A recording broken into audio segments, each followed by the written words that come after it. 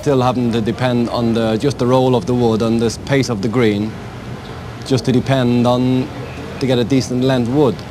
So how would you assess the way the green's playing? I think the green is playing at this moment. I think the green is playing very well. I would have liked to see it slightly faster to make these people really sit up and appreciate it, if you like. It's certainly changed since the first time we were here, if you remember, in 1982, when it was extremely fast, wasn't it? Particularly in the corners that we've just been looking at. Yes, this is the thing. And the very first year that they played here, a lot of the top bowlers that were here at the time, they couldn't make any sense out of the green at all, you know, because it was going so fast that when it hit those ridges on the bottom especially, it would just more or less pick up momentum and just kept rolling. And the same on this bottom left-hand corner, it's the same thing. It runs right off, you know, you've just got to get it. The wood has got to be stopping literally about 20 yards before, or 10 yards at least, before the jack. Luke, thanks very much indeed. Certainly the green here has helped, I think, everybody's enjoyment at the Woodland Hotel after the last few years. Thanks very much Thank you very much indeed, thank you. Well, the hotel here and the pub and the green is a venue that's always attracted big crowds, even when the weather's not too good as it is today. It's another good turnout, and why not? Because this Bass Masters does tend to attract all the top players. It's got to, really, because 16 champions competing for £10,000 overall prize money. Then obviously the quality of the Crown Green bowls you see is going to be the best. Right, we can join the next match on now, which is Noel Burrows, the inaugural winner here in 1982, and he's playing Robert Crawshaw. There's no score as yet as we join our commentators, Brian Brett and Noel Burrows. I didn't know I'd been identified as Noel Burrows all of a sudden, Elton. It's Robert Crawshaw, who's next to the jack. Noel Burrows, of course, bowling up to about a foot away.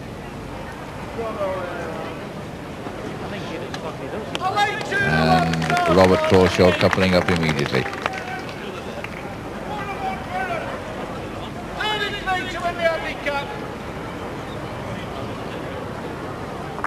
Oh, well, that might not have worked by Noel.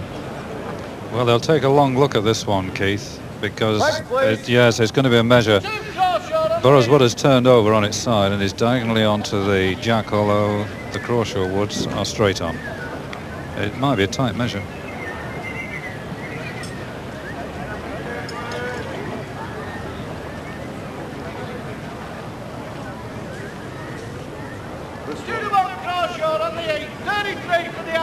Yes, Noel Burrows certainly disturbed two very good woods from Robert Crawshaw. Roy Bate just tightening up there. Eric Rose watching him. Frank Lomas, the other measurer this morning. And in this we're seeing another of the young men of the sport. Robert Crawshaw is Mr. Burrows, yep, 25. So that last wood of Noel Burrows won it. And there's the old maxim again. You can get them too close. And Crawshaw did present something of a target for Burrows, and Burrows stepped in, saw the possibilities, stepped in very quickly.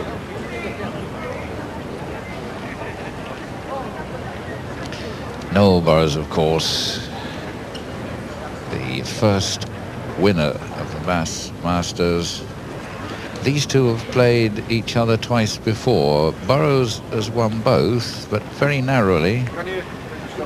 Burrows won 21-18 at the Star Inn at Failsworth, and then won 31-28 at Stockport, Victoria. So not much in that, Brian. No, indeed, and many top players would not be ashamed of having score lines like that. And as we know from talking to young Robert, he is not at all put off by Burrows' fearsome reputation. He's going to have a go. He's not bothered at all. He looks nearest. Yes, Robert's coming to have a look.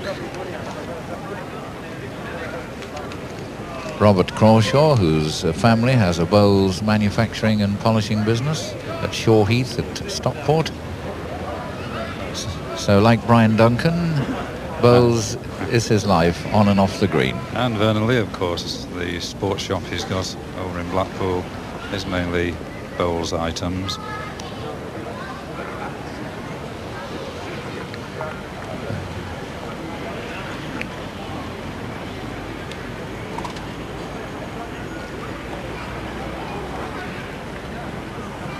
Robert is just waiting because behind the head there are people moving across, and he's just waiting.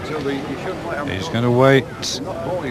Just take his time, compose himself, just wait for spectators to take the seats. Yes, it looks if they can find any. Minibuses arrived.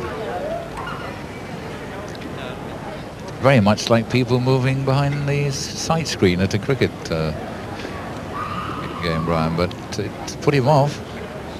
Yes, that was that delay. Bad luck, yeah, that delay disturbed his concentration. Noel Burrows on the Red Lion in the Manchester area, won hundreds and hundreds of tournaments, qualified by winning the Manchester Evening News. Won it well, beat Harold Barlow in a smashing final over at Poynton Sports Club, where they were celebrating their centenary year. Smashing day's bowling, good winner. Noel had been having a bad trip. He was looking to win something and get into this competition, and he did it in the Evening News event. His first major win came as long ago as 1967 when he won the William Husband at Hyde, and the same year he reached the final day of the old lamented Talbot at Blackpool, no longer with us. Yes, that was rather sad. There was a time when the Waterloo and the Talbot were mentioned in the one breath. Oh, they ran side by side. They call it Britain's premier crown green bowling handicap, and it really was a terrific handicap, but it lost a few bob over the last few years of its life, and it was axed. And this gives Robert Crawshaw, who trails by 2 chalks at the moment, a chance to pick up his first end.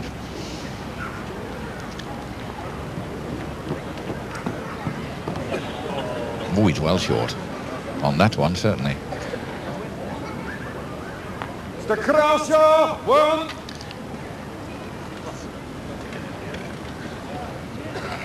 Yes, young Robert Crawshaw, he's 22, won the plastic formers at the George and Dragon Hyde, a very good bowling centre, being improved all the time. He beat Mike Holden, Greater Manchester player, 31-27 in the final. And on the way also beat Eddie Galston, David Copeland, who is the brother of Steve Copeland, who we'll be seeing shortly. Mike G, Harry Powell. Good competition to win. And a fine lead wood. We were talking just then about people coming in late and disturbing players' concentration, and we were talking about dear old Dennis Mercer, who died at the weekend. His final against Ken Strutt was marred by people moving about, and they actually had to stop play for some time. The problem at Blackpool being that people stand up and go for the teas or the dinners or whatever, and they have to be back with the landladies or else they're in trouble. So now they've created an exit at the back of the stand, so they don't need to cut across in vision. That's fine coupling up by Robert Crawshaw. Yes, he lies too. Well, Burrows is going to have a go at this.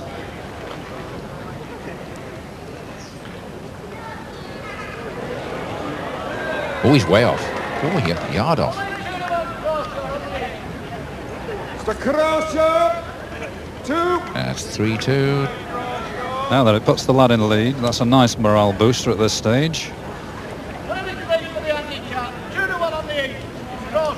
2-1 Crawshaw to win the heat, the bookies shout. To win this particular heat against Noel Burrows, 2-1 Crawshaw. Well, that's not very generous odds. I shan't be leaving my position in the commentary box, so those odds, I tell you.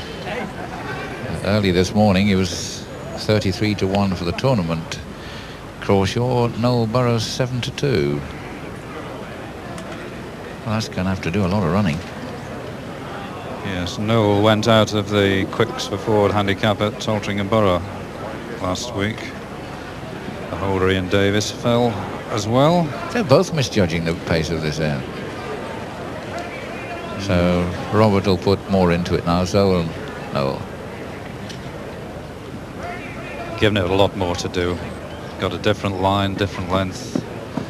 He's been watching Vernon Lee as well. Getting a bit close to those woods.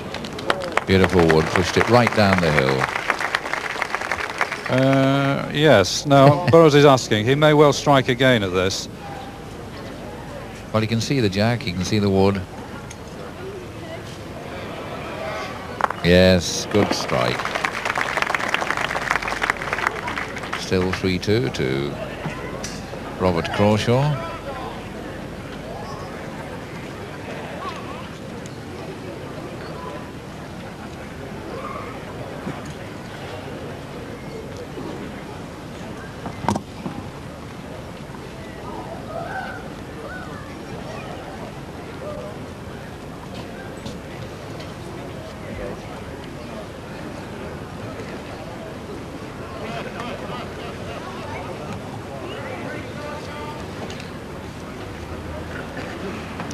Robert Crawshaw, like his friend John Bancroft, has changed his woods recently. He's gone for a slightly heavier wood.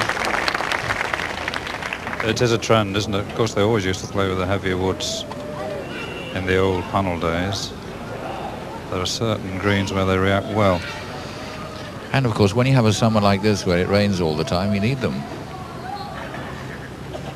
You have a problem if you don't get a run with the jack. That's the thing, of course. If your opponent has got lighter woods dictating the game, the chances are you may well get nowhere near. Well, so we lie with a similar sort of situation here. Burrows has got to try and beat Bancroft's winning wood, the closest wood. He's having a long think. He may well he's going to have a look at it. Burrows is not happy. It's the second wood that might be concerning him, because you can't really tell who's in for two. Bancroft may have the second wood. I suppose it's a fairly tortuous theory, but if Noel were to go round the back, he could push the jack to his own backwood. Yes, if there's enough pegging on that mark. But it is asking a lot. Somehow it does look as though he's got to move that winning wood at Bancroft, and then it could career onto the jack. Well, so he's got something in it, yeah. Yes. Well, he's missed it. Thanks, please. Pegs for second. So measure for second there. Noel Burrows this morning is playing in the dark blue sweater. He's just approaching now, and not the light blue of Manchester City, his favourite colour, Manchester City blue. And he did in fact qualify for the Bassmasters by winning the Evening News, where his first game was against none other than Bobby Johnston, who you may remember was a Manchester City player in the Don Revie days. Inside forward, inside right, I think he was. Yeah, Noel beat him 21-8 and then thanked him for 2 Wembley tickets he'd given him way back in the 1956 Cup final. All right, one to Crawshaw. Crawshaw 4-2.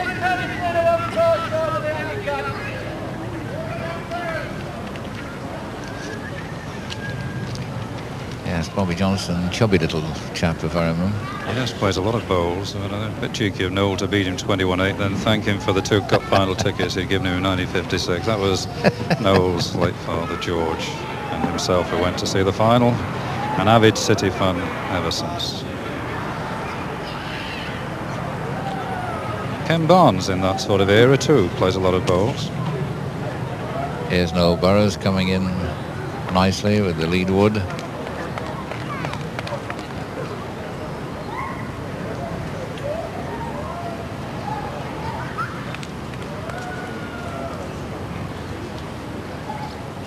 Bancroft and Crawshaw have been practicing this green a lot. When we left last evening, they were still on practicing.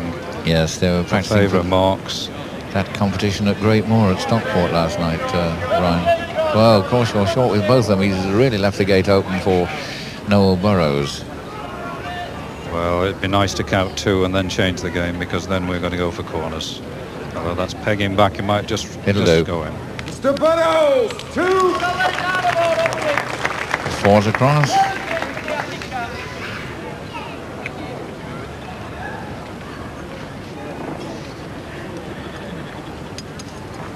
Yes, the long corners. And as we've seen there, a couple of hollows and then a fall.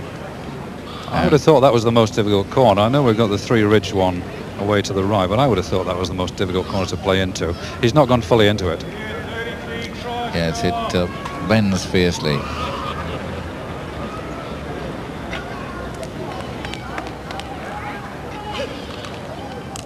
Put more into it, Robert Crawshaw.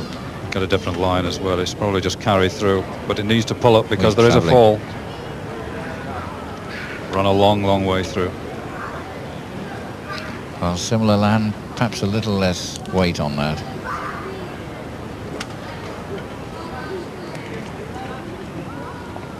Yes. Now, if Robert Crawshaw's taken a bit out of his first wood, he's got a good road if he can pull up. Oh, no, he's gone away. Noel Burrows leads 5-4, and will probably come right back to this corner. 5-4, they're still shouting. 33-1, Crawshaw to win the title.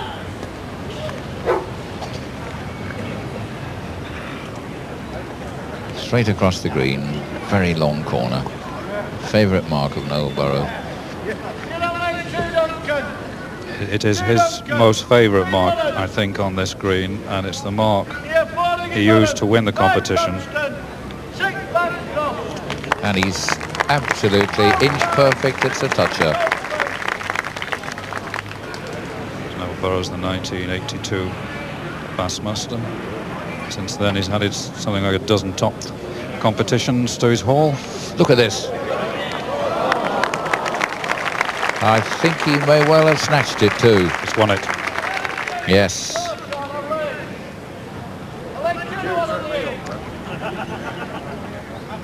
Well, is this going to come through the middle of them? Or promote his own. Oh, just run out. Well, Robert, he has the problem every time on this sort of end. If you disturb anything, you put the other man in.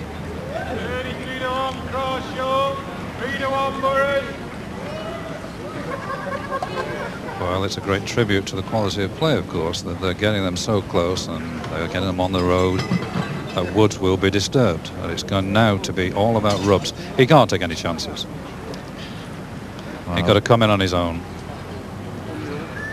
Well, It's going to peg back towards Burrows Wood unless he's well short. he's trying to get through for two. Dropped it short, which is probably a mercy for him. The Crawshaw. 1. He levels at 5 all.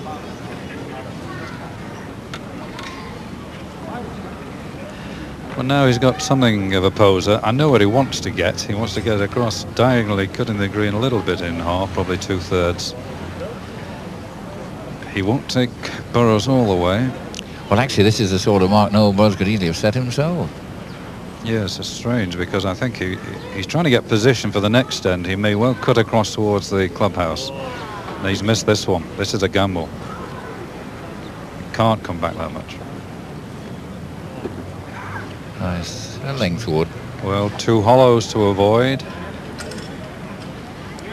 And then if you're too far, a long, long way through. This looks better. But it will run.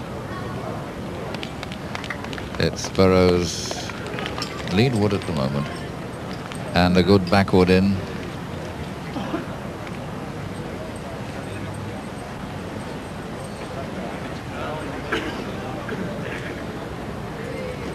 Same road in, isn't it? If his length's better. Yes. Excellent. Excellent wood and well applauded.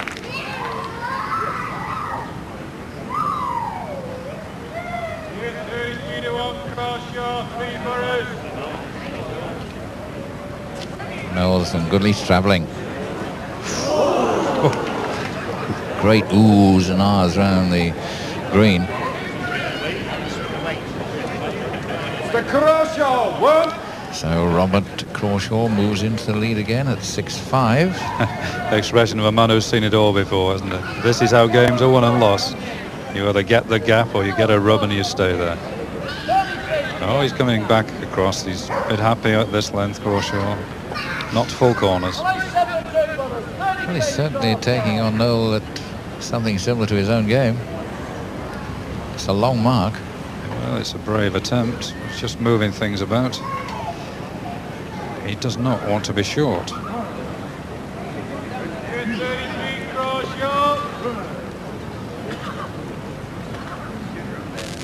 He's a yard away. And Noel asking this to do an awful lot. He's well short, which is unusual for Noel. Yes, Crawshaw, a very busy bowler these days. Started young like all the top bowlers. Coming in for 2. That's good. Cheshire Junior Merit winner, 1979, when he also won the All England Junior Merit. And that is quality. Noel's given this a lot more. Question is, will it pull up? It's right on the land. It runs there, it runs. No, it's gone too far and it's in the ditch. Eric Rhodes retrieved it. By the way, do I hear a whisper that Eric Rhodes' birthday today? Eric Rhodes. 2 to Crawshaw. Are we allowed to divulge the figure? I don't know. He's a very sprightly 71-year-old. 71. He doesn't look 71, does he? Very smart dresser, Yes. snappy dresser. Yes. Happy birthday to Eric Rhodes. Yes, indeed.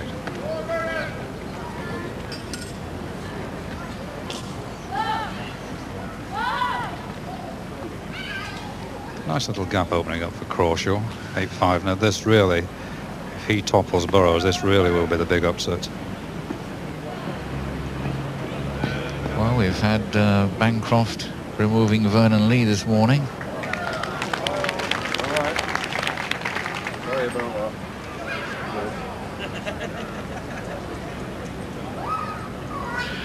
Well, there we are. That's the problem there. Two hollows, and if you get into one of them, they're like saucers. You get on the lip of the saucer and drop away.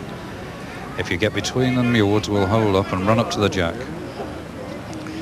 And talking about the youngsters upsetting the odds, David Richardson yesterday. David Richardson, tremendous Ken performance against Ken Strutt. Magnificent performance, and we're all looking forward to him playing his next game against Brian Duncan. And my goodness, will that be a game?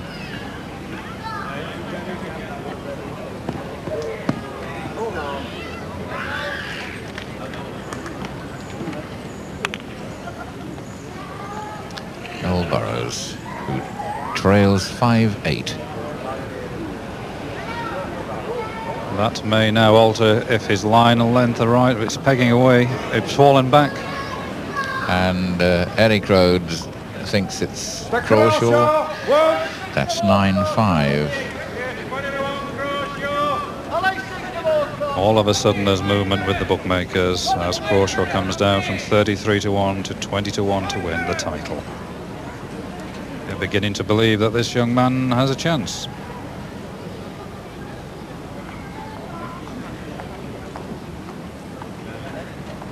But a long way to go yet. Crawshaw is only 9, and Noel Burrows, as we've seen time and time again, can come back. He's going to have to come back at this end. That's about 3 inches away. Well, he can afford to try a similar line with his first wood.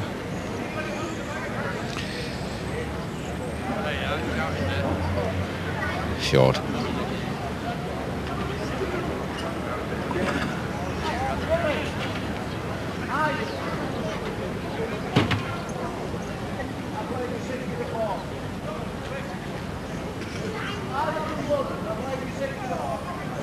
This again looks a good road from Crawshaw. S2. Well, they're clapping it, but it ran on. It did. It ran on, and it's a good wood there. They may well be clapping because it's a backwood. Eric's Rhodes is saying it's just 1 at the moment for Crawshaw. Noel Burrows. He's 6 inches off, and he's 4 foot at the back. Yes, in fact, he's got 1 in the front, 1 in the back. It's dicey for Burrows. Yes. All he can hope to do is sneak through and take the jack. But his own wood is a little bit in the way there. He might save. Well, he's saved at any rate. Just a 1. Mr. Crawshaw, 1. But it takes Robert Crawshaw into double figures. It's 10-5. And no reason to change things. If he can get into the difficult corner, he really is making it tough for Burrows because his leads have been so good. But that is changing things. He's gone towards the same corner, but just nudged it to the right.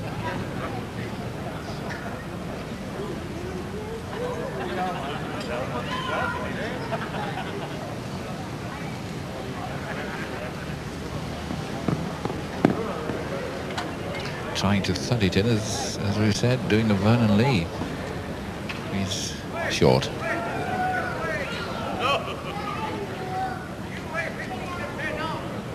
No, giving that a lot.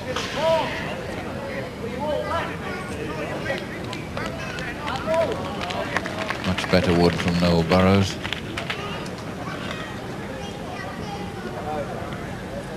Now Robert Crawshaw needs a much fuller length with the danger that he could run through. Well, he probably shouldn't run through just in that area, Keith, unless he's way offline. He's a similar road to his first wood. Yes, so he's opened up the gap for Noel Burrows, a possible 2.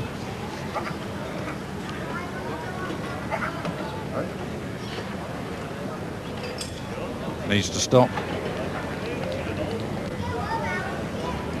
Might be pegs for second. No, it's 2. Burrows, 2.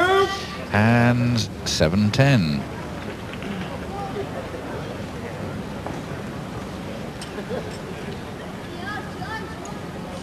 Scoreline many people would not have forecast at the Change start of of this tactic. game. Change of tactic too. Well, right. trying another corner, going along the edge to get across the green for the other corner, the opposite corner, down into the 3 ridges. Hold up. Oh, it's stayed on. Right. Well, how many of the 4 woods are going to stay on? Well, that is so close to the edge. We were discussing with the referees earlier this morning what happens if the jack sets off again and ends up in the gutter, and it will be dead, of course. The end will be void, but it's not going to take much. We have seen that sort of thing, the jack setting off again.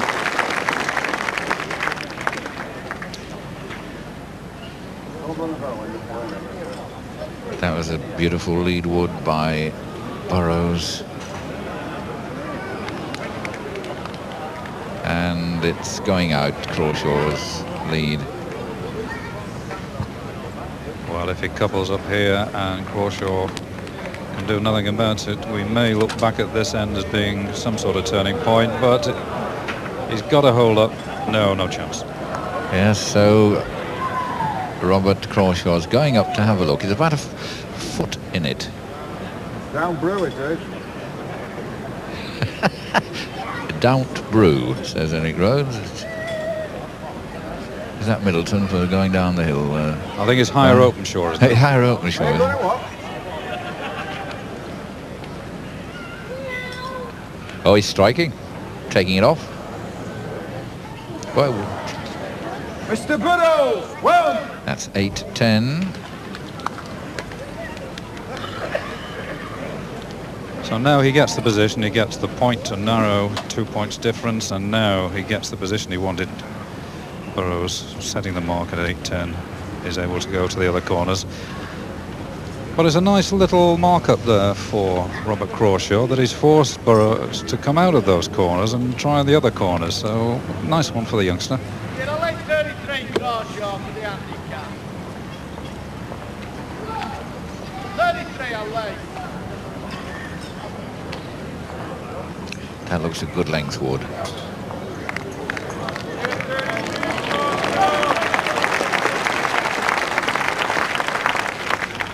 Well, if you remember the animation of the green, you've got the 3 ridges down there to get up and over, and then it will run away sharply. So that really was an excellent wood from Burrows.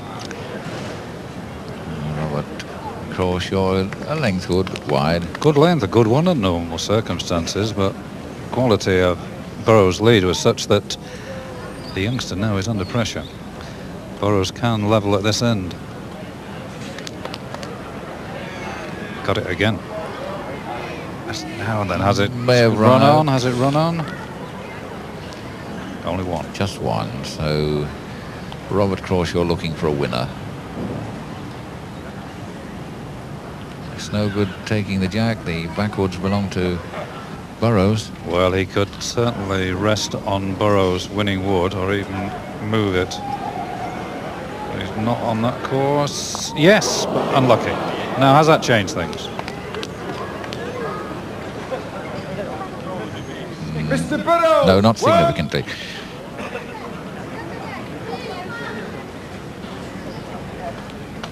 (9-10), so Noel Burrows has won 3 consecutive ends, has pulled back from 5-10 to 9-10, has the jack and is playing the corners.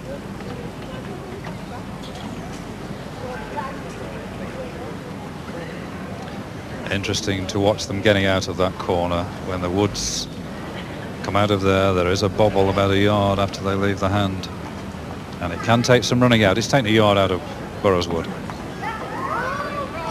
Now that's better. Got that away a bit better.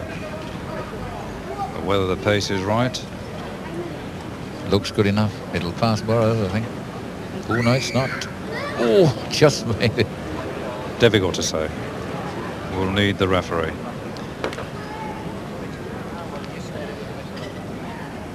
They're both level, they're 4 foot short. He's There's not. very little in them. He's not making a decision on that one. Come on, look for yourself. Half a point each for a draw. Knowles Now put this will more into sort things that. out. Oh, yes. Got away with it.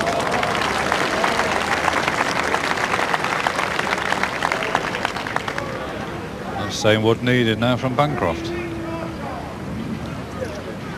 Well, Straight through the gap. Yes, Noel widened the gap there.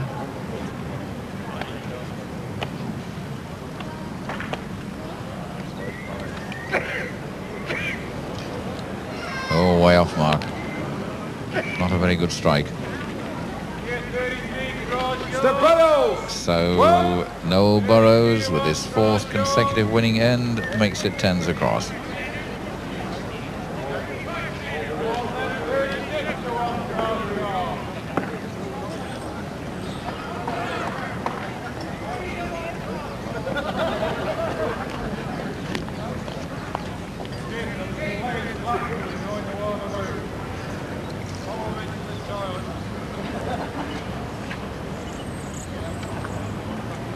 No hesitation from Burrows. He knows where he's going, straight back into the 3 ridges. But he's pulled up short of them.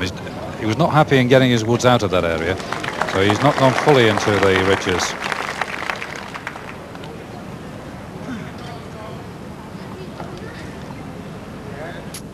Robert Crawshaw's game deteriorated a little in the last 4 ends. He's a bit under pressure.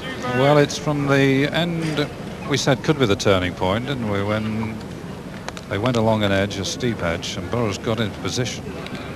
Got a point and he got the position he wanted. He lies 2 at the moment.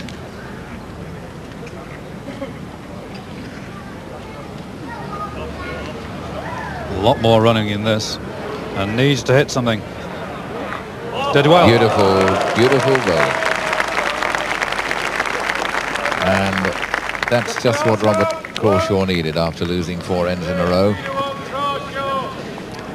He moves in front at 11-10. Well, he gets Burrows off the mark as well. So 11-10 off the mat. Crawshaw, I think a long time. I wonder whether he's going to try going towards the hut. Bowles hut over there, where there is a mark that's very, very difficult. It really drops. Not quite on it.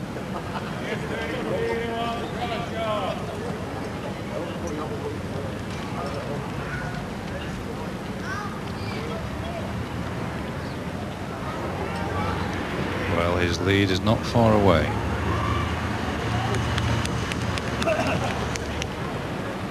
Robert Crawshaw quite happy before this match to be playing Noel Burrows. He says he plays my kind of game. So perhaps we're seeing so much corner play.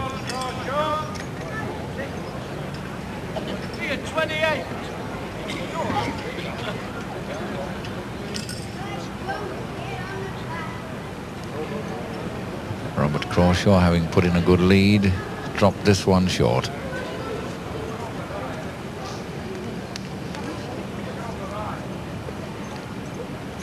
I think there's only one. Not a lot. They're 2 yards short and 2 yards too far.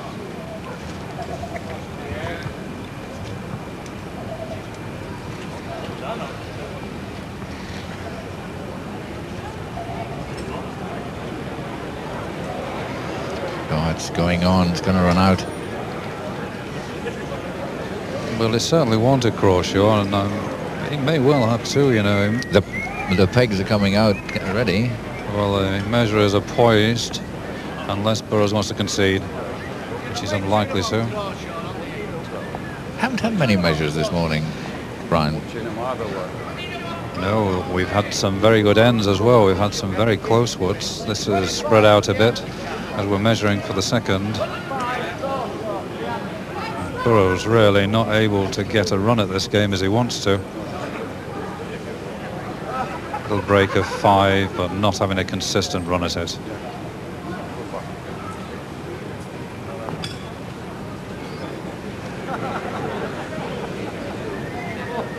Mr. Crawshaw, 2.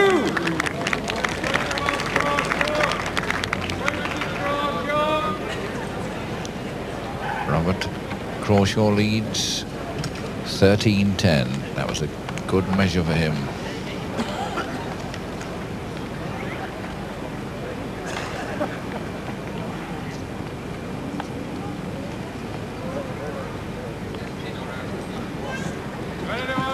Crawshaw for the handicap.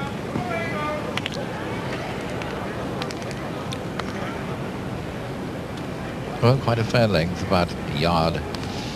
Well, he's gone further than Burrows had been trying with the last time they came into this area, and he really has gone into the ridges. That's right on it, though, by Noel Burrows.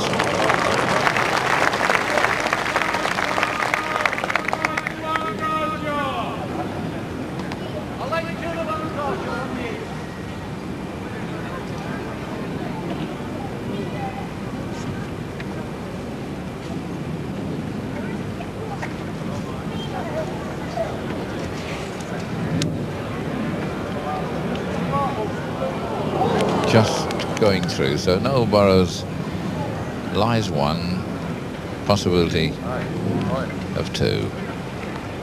Useful too, because he would be back in at 12-13. Needs two. He's got two. 12-13.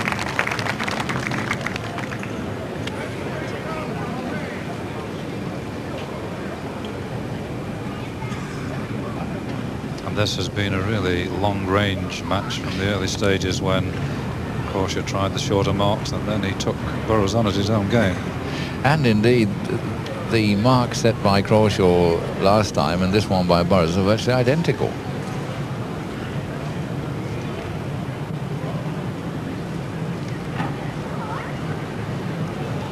So it's a bit of a push going back that way. Again, a couple of yards short.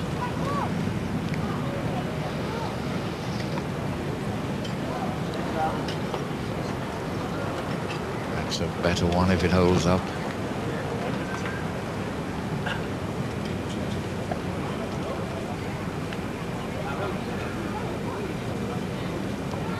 Well, he's got his line pretty good. It's the pace that'll decide it. Yes.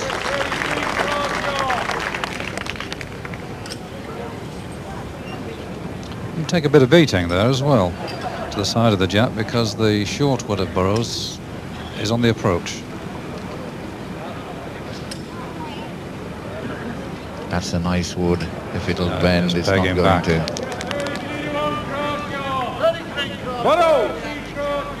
So level at 13s. Good contest between the licensee and the bowls manufacturer. Noel Burrows of the red line. Robert Crawshaw is now starting to make a name for himself in the game. He's won a few events this year. The Victory Hall Open at Mobley for one, and now has something to beat from the Master, who's about a foot away. It's going to be short.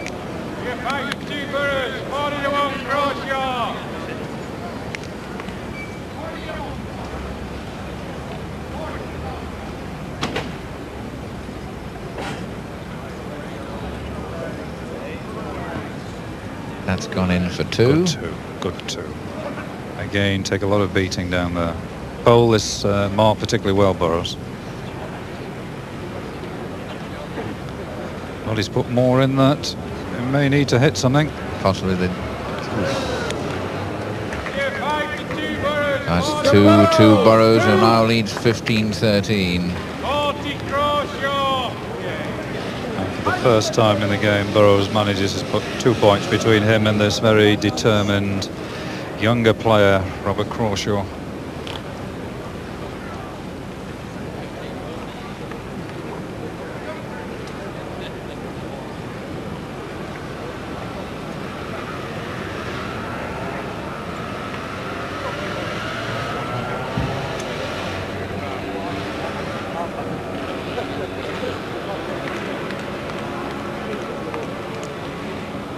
Well, that's run on about a yard past.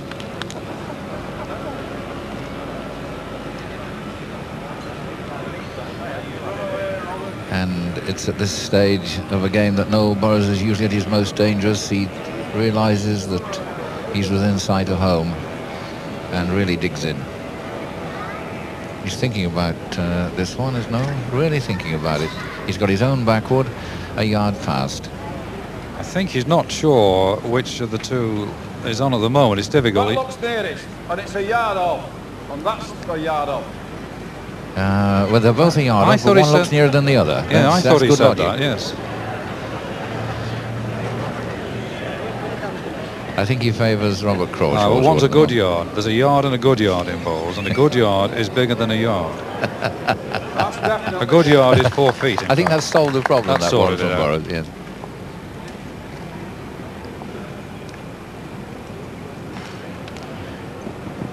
Robert Crawshaw trying to run this one in. Ow! It is owned.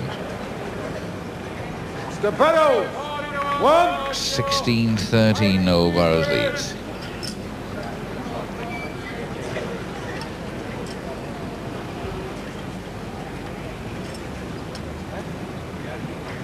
So that's 16-13 from 13-10 down. So that's a nice little run by Burrows. And all on the same mark.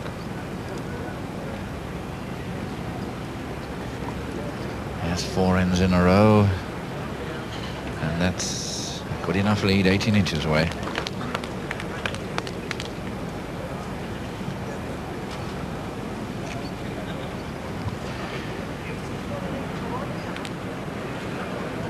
That looks better.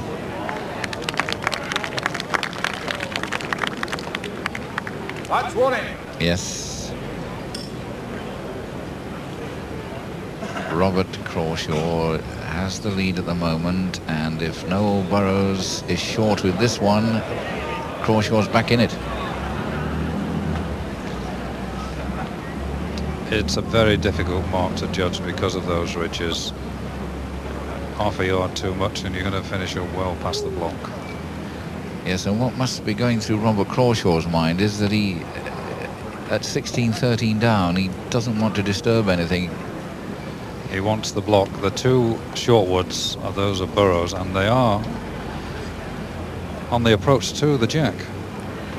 One nudge of the nearer of the woods. Yes, he's not going And to he hit could lose the anything. end. He's surely not going to take any chances. He mustn't hit anything. At the same time, the temptation for 2. That's a brave He wood. doesn't want to affect his own. My goodness. Oh, dear me, I think everybody held their breath there. Most of all, Robert Crawshaw. Mr. Crawshaw, 1. 16-14. Crawshaw, 40 Crawshaw. Well, in the previous 2 matches between these two, it's been a 3 chalk margin for Noel Burrows, 21-18 and 31-28.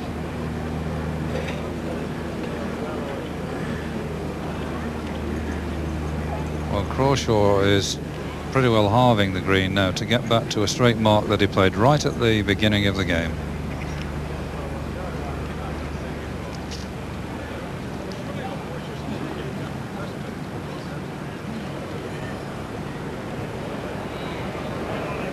Whoa. Yes, it's pulled up nicely for him.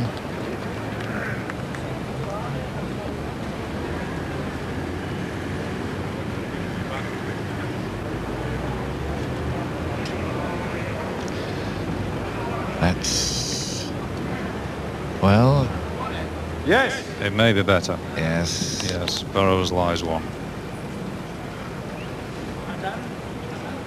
Good one, because Crawshaw obviously has to get past it without doing too much at the back. Has he done enough? Yes. The applause from the crowd tells 18 Robert inches. Crawshaw he's in. And the backwood is Crawshaw's. Well, Burrows can afford to play on his own wood. But a bit more running in. Going in the other way. Too much in. Ooh. Just 1, says Robert Crawshaw. He claims 1.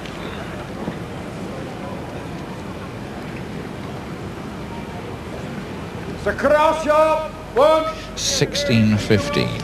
Thrilling match. Fine game of bowls. Crawshaw, yes, he's going to take Burrows back on in the other corner. Did some damage here earlier. Game of 24 ends so far. A point between them.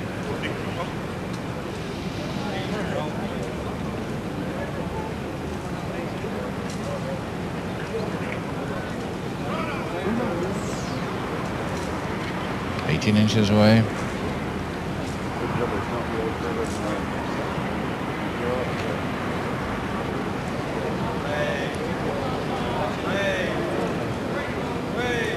Now it's pulled up. It's Robert Crawshaw lying one.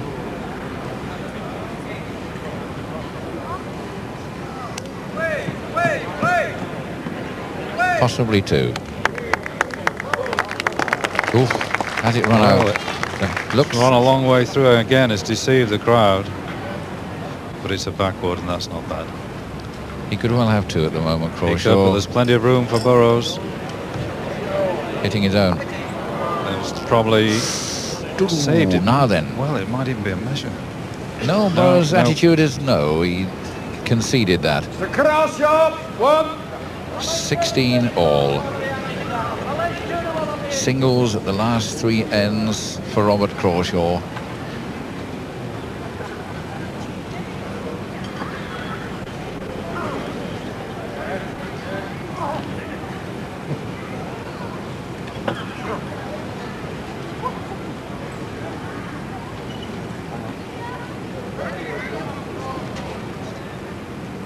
Got a very good approach.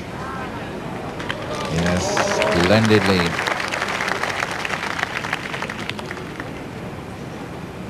Burrows similar, but seemed to put more in.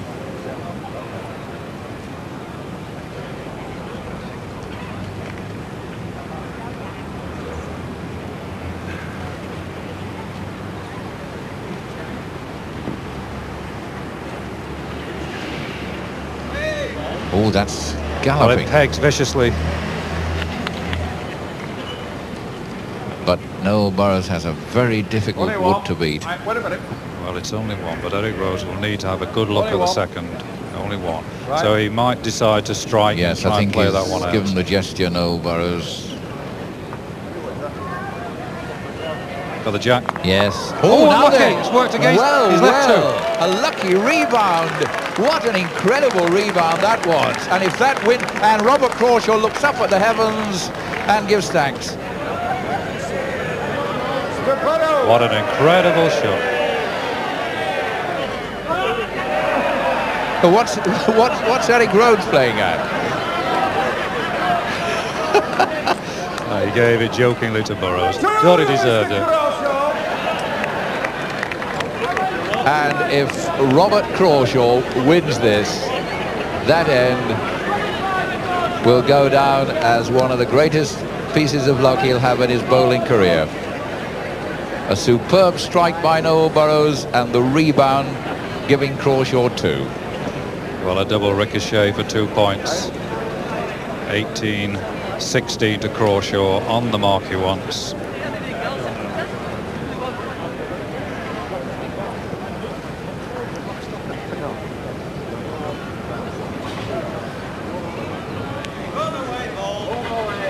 But he's given Burrows every encouragement at this end.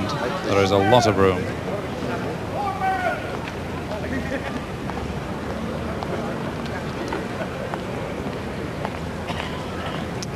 Well, Noel Burrows Got takes to a bite stop. running away though. No, he's still in. But plenty of room for Robert Crawshaw. Golden opportunity for the young man from Shaw Heath at Stockport to capitalise on that remarkable piece of luck at the last end. Well, that has a lot of running to do. He may just hit rest. No, Right. now then, Burrows ready to come straight back. He already lies one, every possibility of 2, and that would level it at 18 all.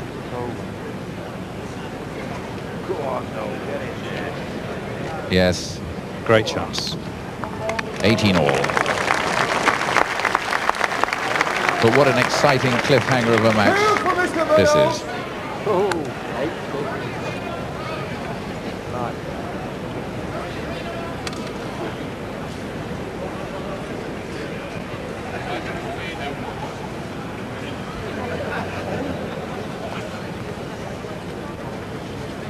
Burrows gambling on a mark that comes off the crown, falls back a long, long way in order to get back to the other corner.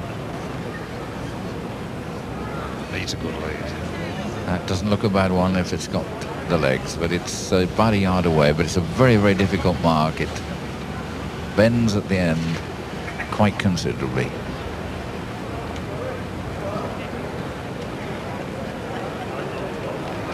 Yes, that's Robert Crawshaw, line one.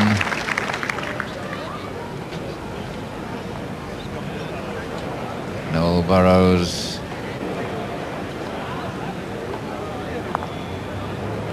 Well, can Robert Crawshaw make it 20?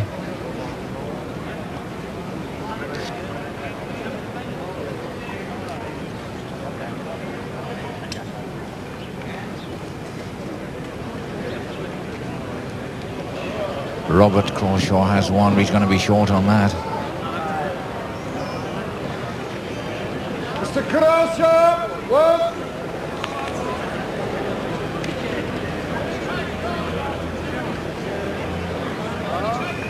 Well, rejoin us this afternoon, 1918 for Robert Crawshaw at the moment. We'll be back for more transmissions this afternoon.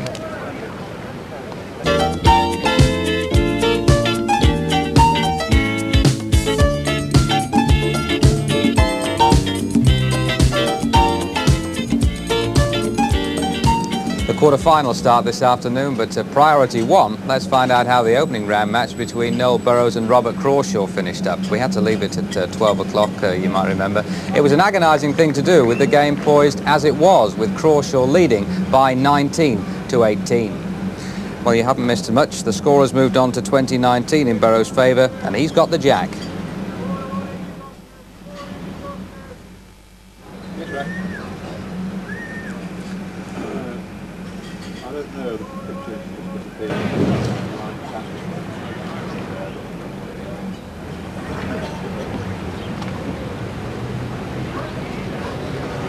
Looks to be travelling.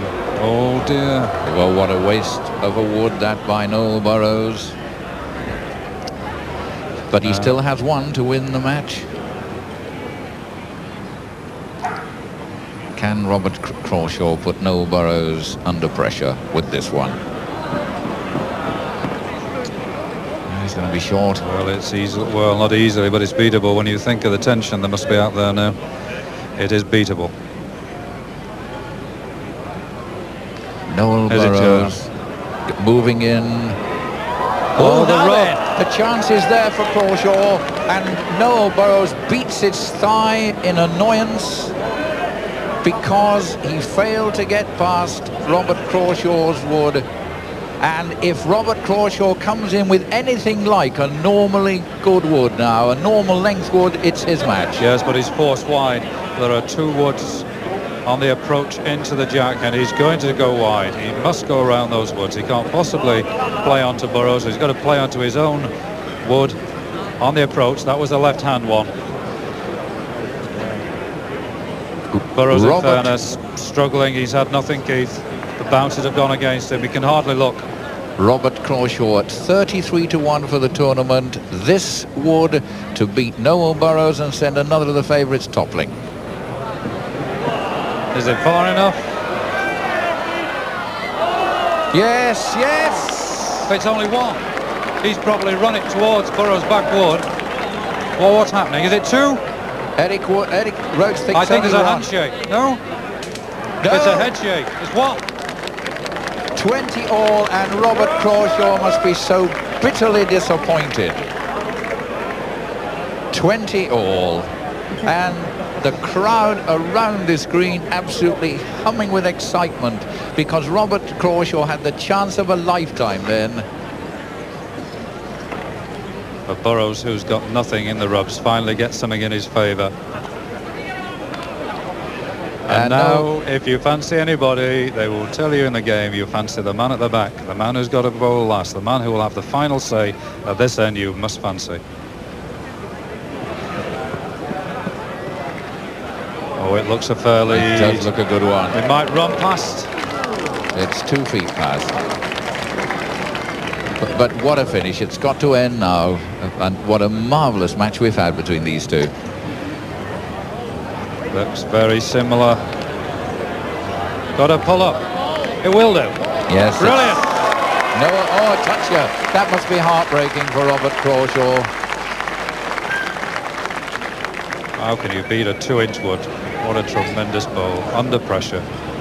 Burrows picks up his last wood in the background, but he may not need it. Robert Crawshaw.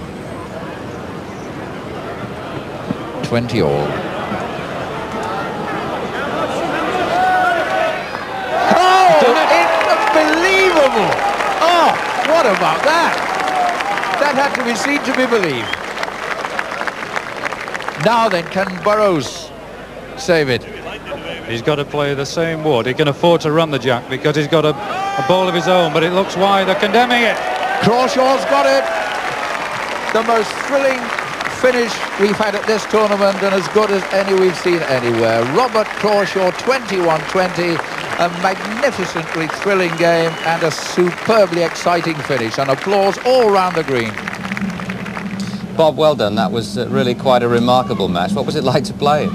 It was a bit nerve-wracking at the end, but I've been in matches where I've been as tense, you know, so I think the difference between competitions and, say, county, you're playing for a team at county, whereas competitions, if you lose, it's only yourself to blame, you know, and, well, and obviously the punters that have put some money on you. So, you know, I wasn't as tense as what I have been in the, you know, previous competitions and county games. No, as far as you're concerned, it's a match you could have won, but at the end it just wasn't to be. Yeah, to the penultimate end, I sent the jack out and played a really bad ball, first ball, and that's cost me the game, I think, really. Right, well, let's see what happened from that point on, because that took it to 20 across. Now, here we have the final end, and Bob, the mark that you set was very important. Yeah, well, I set it there because I'd been there before, and I knew basically what the woods would do on that particular mark. I thought I'd stuck it slightly narrow, but they tend to fade back at the end, and well, it ended up 2 foot away, and I wasn't too displeased with it. No? Well, yeah, my ball is perfect. Well, as near perfect as you can get. I would have liked it right in front. There was just a little bit of the jack showing, which gave Bob that little bit of chance, well, 2 chances, one of knocking my ball out or the other of taking the jack. What did you think here, Bob, that maybe Noel had won it?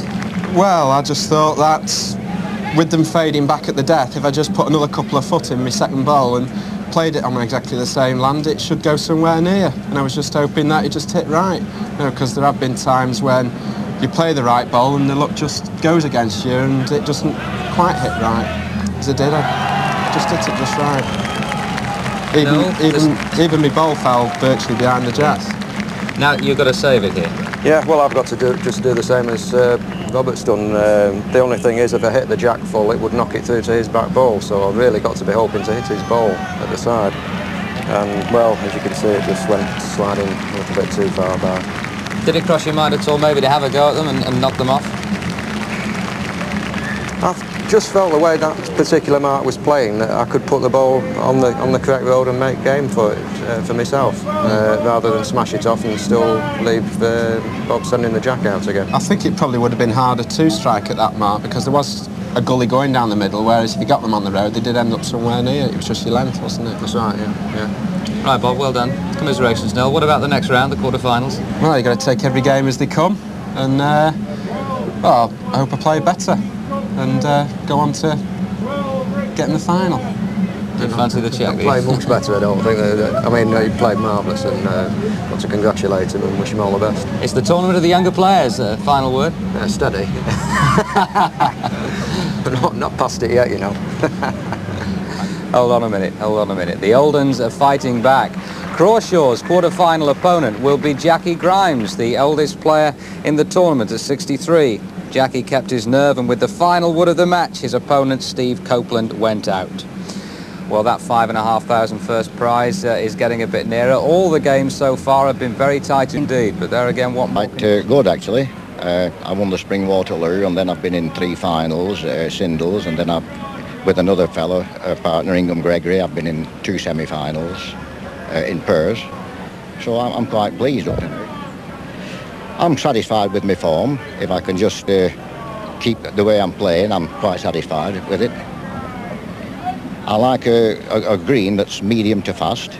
That's the type of, on the weather, well, fairly cool weather, not too hot, not too cold. I'm not bothered with what mark I go on, long or short. If I'm feeling on top for bowling, if my form's right. But I think today, I prefer about 35 yards. That's the type of mark. But what about Bob Crawshaw, the man who put out Noel Burrows yesterday? This year I've won 5 competitions. They haven't been major ones, but it's always good to get a trophy on your shelf. Prizes, basically they're around about £250 first prize. I'm quite pleased the way I'm playing at the moment. I've just had a week off from playing and I've got my appetite back again. I think you can get fairly stale through it if you do play too much, so I'm looking forward to playing today. The green today is probably 2 yards faster at 10 o'clock in the morning than it was midday yesterday, so this afternoon it should be flying a bit. Right, the game is starting now. Once again, let's put Keith Macklin right on the spot. Come on, Keith. Who's your fancy this time? Well, dear me. Well, I think I'll go for a young Robert Crawshaw. I think Jackie Grimes, the old one, is one of the most experienced players on the circuit, but he struggled a bit against Steve Copeland yesterday, and I think if Steve Copeland had bowled a little better at the end, he would have won. So, for better or for worse, I'm going for Robert Crawshaw. Crawshaw, of course, beating Noel Burrows at the death yesterday with an absolutely brilliant wood. Burrows lying about 2 inches away. Crawshaw took him out and put himself in. What a way to win. So it's the 63-year-old former panel bowler, former professional bowler, Jackie Grimes, a man who hasn't exactly conquered the most serious of illnesses, but has got it, as he told me, in abeyance at the moment, but still able to play splendid crown green bowls.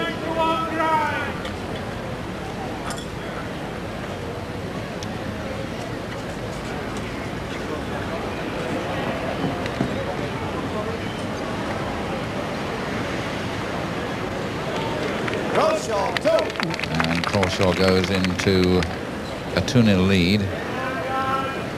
Robert Crawshaw, he works in the family bowls business. They make and polish bowls, and Robert insists that they're of the highest possible standard. They come from Shaw Heath, and he's a fine young bowler, and like all of them we've seen here in the past 3 days, they're going to set up a terrific challenge to replace the Fletchers and the Higginbottoms and the Duncans in years to come. Well, that's right. In fact, the businesses in Shaw Heath, they live in Wilmslow, but they are a bowling family, and it was interesting last night to see Robert's father, Alan, actually practicing with Jackie. He was on the green with Jackie Grimes, perhaps looking for the odd weakness in his game and then something to pass on to Robert. And Jackie has just put up a superb lead wood.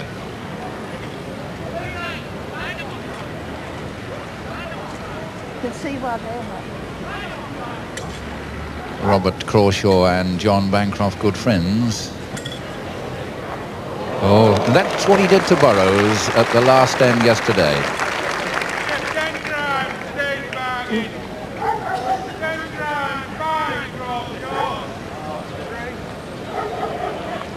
Well done, Jackie. The old one coming in at the end.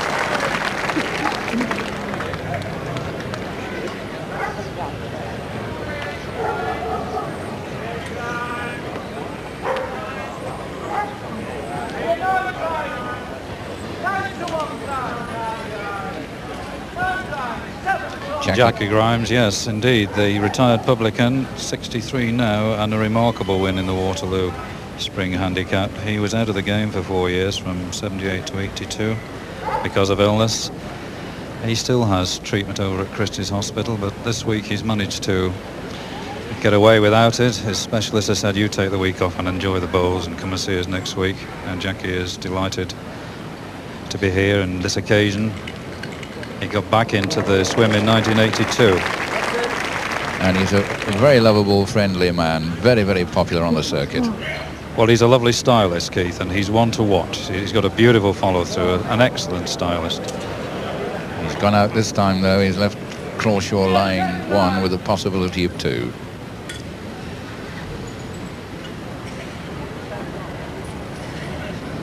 Every possibility of it'll pull up. Crawshaw leads 4-1.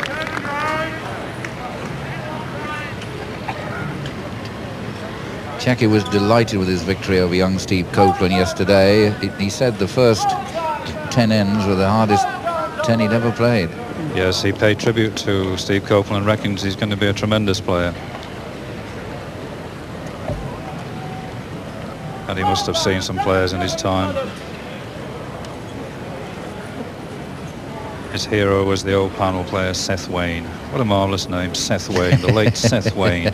Sounds like something out of the West, but he was a tremendous panel player. Yes, well, the name I remember from my boyhood days, every time I opened a paper, was Tom Sim. Tom Sim, yes. West Horton. We now have a John Sim Senior and Junior. Good bowl by Jackie. Roberts got something to beat.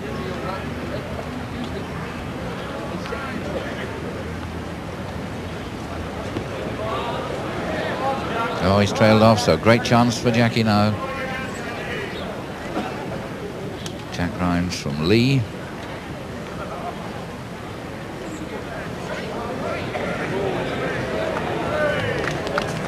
That'll do. 4-3.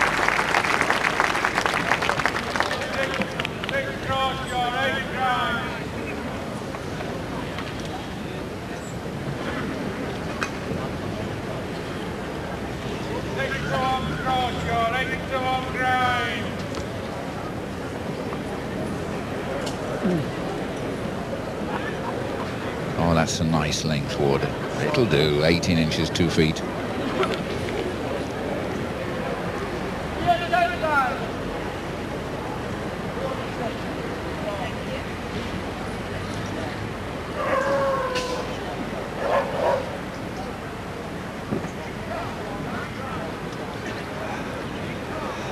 And is that marginally better? It's fallen out, I think. Give up, as Joe Owen said. It turned over inside and fell back. So Jackie Grimes lying 1 at the moment, just 4-3 behind.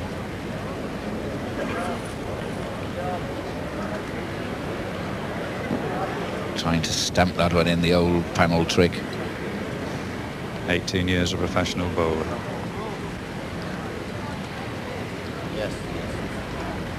Robert Crawshaw watching that all the way.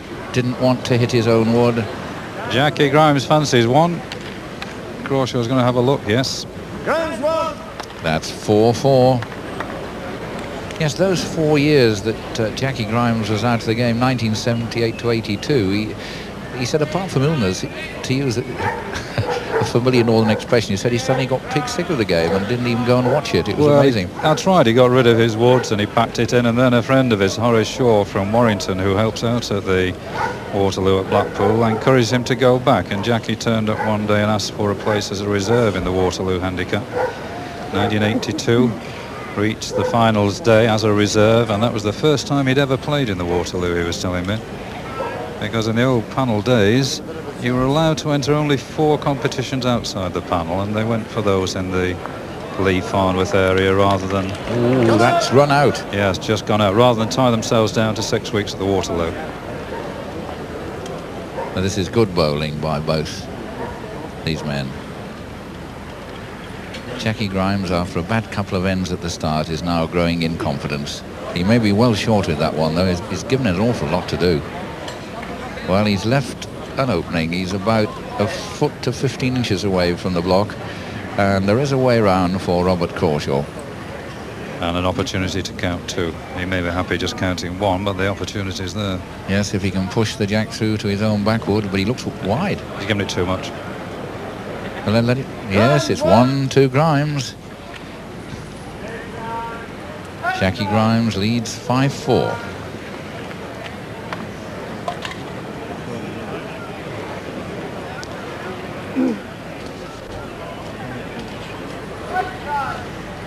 This was the mark of the panel bowler, the long corner mark. Send it as far as you can, and the jack hasn't settled, and the wood's on the way, with the referee not watching. Well, unable to see what was going on, rather. Yes, I think Eric Rhodes and Joe Owen know when it's in the interest of everybody to turn a blind eye. That's motoring, that one is. That's galloping.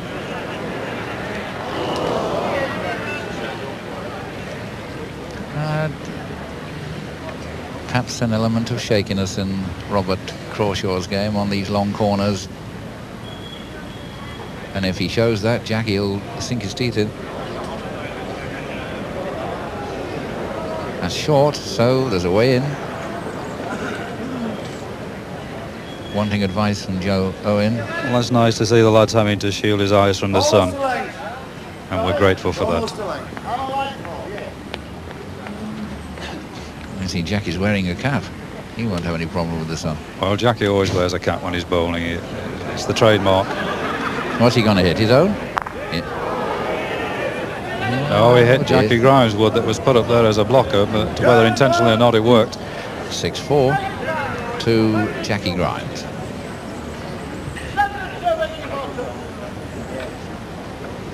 And that's 4 straight losing ends from Crawshaw, so Jackie into his stride, into his swing, and looking to get back corner to corner and over the crown. Well, he's exposed Robert Crawshaw's apparent weakness. And as long as he's picking up chalks at the corners, he'll go for them.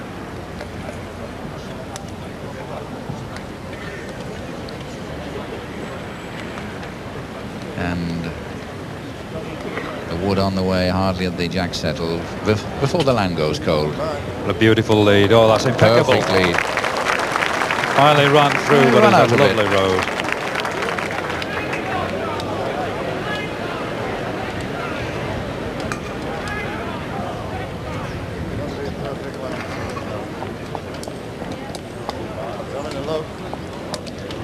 Needs to run on and bend.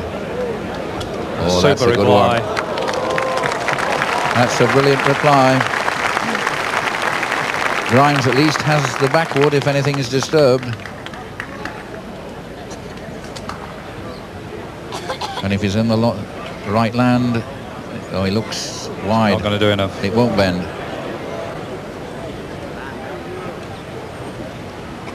And it's in the gutter, leaving Crawshaw on with the possibility of 2. The only danger, carrying the jack through to Grimes' backwood. He'll not make that mistake. Now he's going out himself.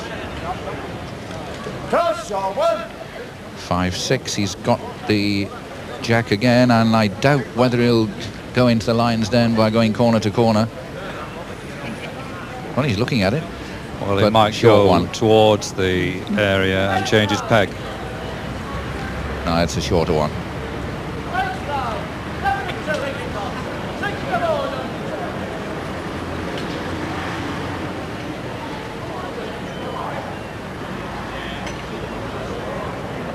Yeah, that didn't bend at all. Didn't peg at all. Length wood, but long way away. Certainly shown Jackie what not to do. That's nearer.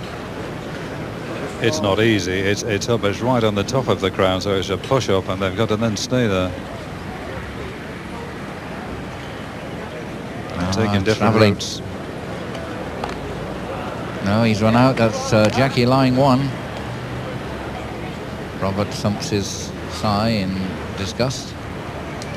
He knows he's left Jackie open for 2, but he's motoring as well. Is he going to push the jack through? Oh, that's a good one. That's 2 for Jackie Grimes, who now leads 8-5.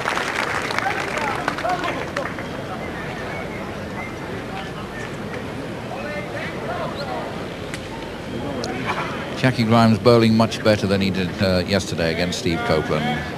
It was a struggle for him, wasn't it? All the day it was a struggle just to keep Copeland out. So he's going for the short corner and then across the green for the long one.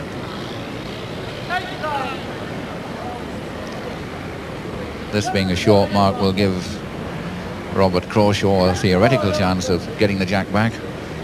Yes, but if you remember that last time they came down into this area, he bowled a superb end on a very, very long mark. There are some tricky marks. It's running out over a couple of hills. A couple of ridges took that out, right out. He was on the land. And Robert Crawshaw should have learned from that not to give it too much.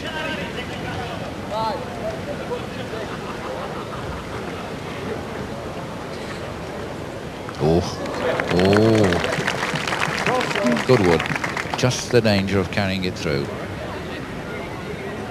He's a foot away. Jackie Grimes is a yard.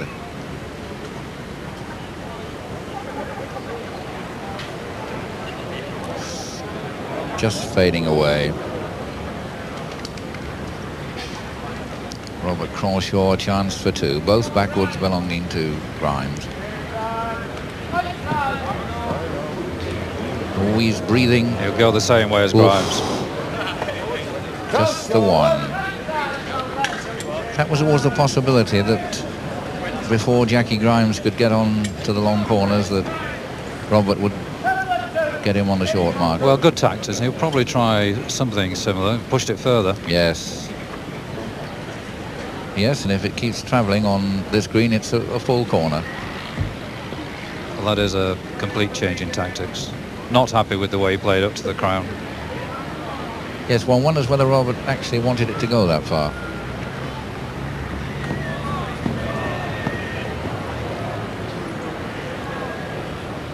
Oh, he's a long way away. Well, he realised that. They invariably chase them in when they're short. Has Grimes done any better? Just give up. No. So it's Crawshaw, but two eminently beatable woods, and neither of them Goodwood.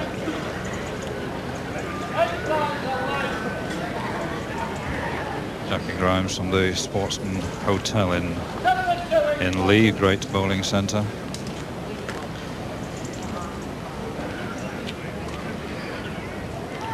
Crawshaw running anxiously after his second. He had to give it more, and he's got to get round. He mustn't hit something.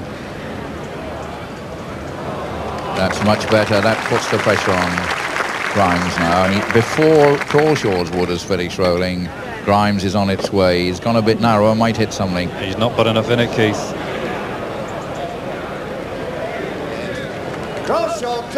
And Robert Crawshaw rather fortunate there. He bowled well for one, but picked up two and levels at 8 across.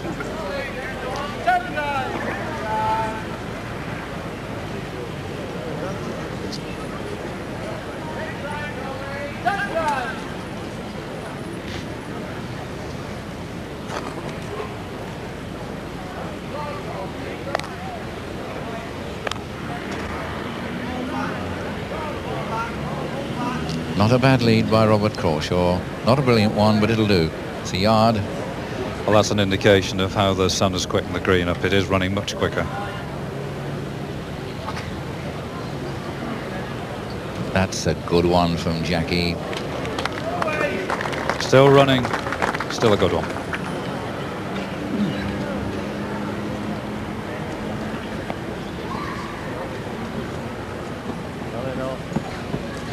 Well, he's not short. Fair enough, says Joe Owen. Whether it'll running enough. It's not enough, or is it? Well, it might be. Yes. Yes, he fancies one. Robert Crawshaw fancies himself. It just crept that last couple of inches. So Jackie's given this the same land, the same treatment. He needs to sneak past. He's done it. Fine bit of bowling. And Robert Crawshaw joining in the applause with everyone round the woodland green. 9-8 to Jackie Grimes, pulling out a good one just when he needed it.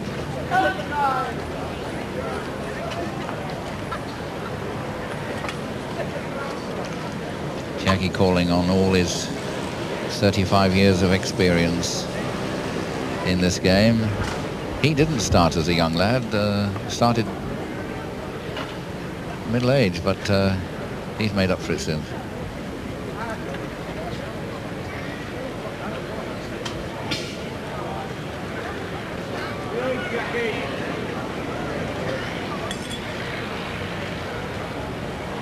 Good fault.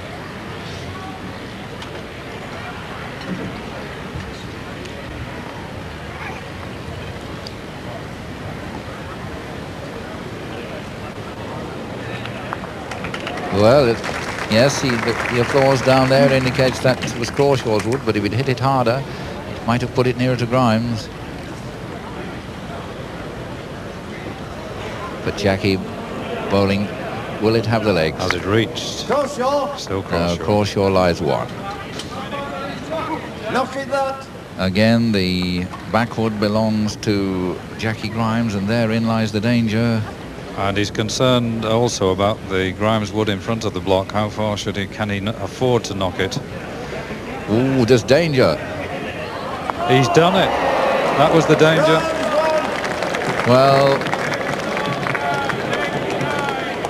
Well, he asked Joe Owen. He asked for information. And he was then told didn't he could use it. knock it, and then felt he was safe. It was a gamble.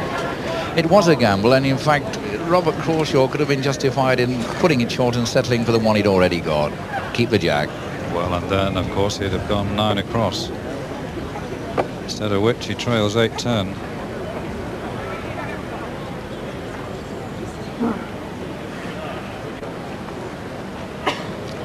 Well, that's short.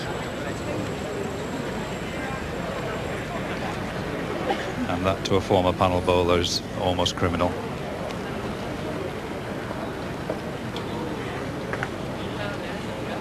That's going in, but it's left plenty of daylight.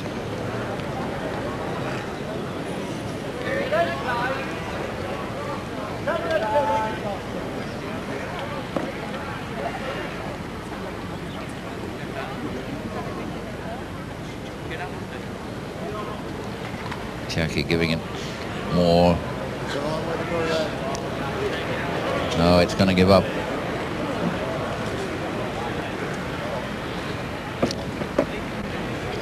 I think Crawshaw Well, on for one. He wants to have a look. Let's see what the danger is this time. Take no chances. Yes, he rather sold himself short at the last end by being too ambitious. And the crowd sitting in the sun. There's plenty of cloud about, but the sun's shining at the moment, and everyone dares. Tommy again. With Brian Duncan.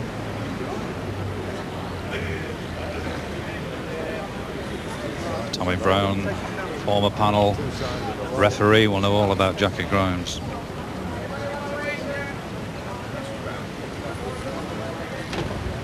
Well, at least Robert can run the jack without any fears, but what he doesn't want to do is knock Jackie again. Oh, he nearly did it. But he picks up 2 and levels at 10s across. But he's living dangerously, Robert Crawshaw.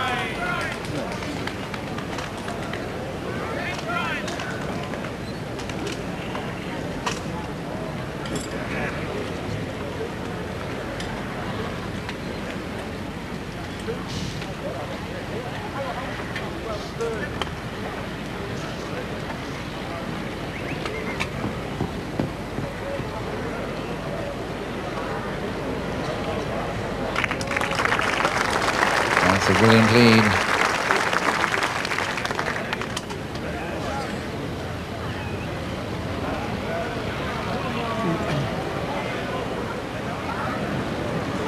That's pulling up short.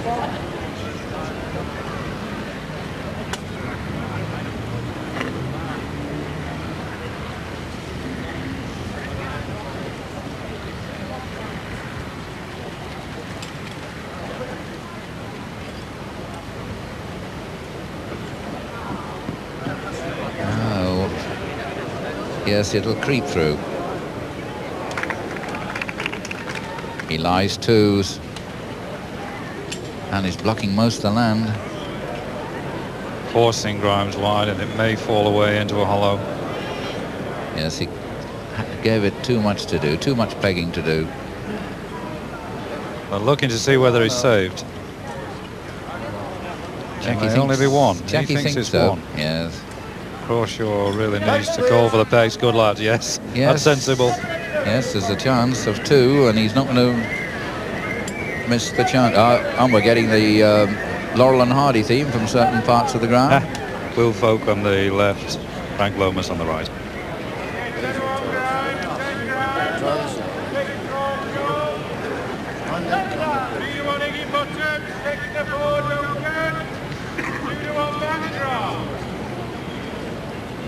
Yes, the book is calling the odds. Brian John Bancroft very close to Brian Duncan. It's 6-4 and Bancroft 2-1. Well, I've just reminded John Bancroft, while we're doing a little interview out there a moment ago, that he's only been beaten by Brian Duncan on this green. He's only defeated in 2 years on here by Brian Duncan. Yes, this is a very, very close measure. Oh, and Crawshaw did well.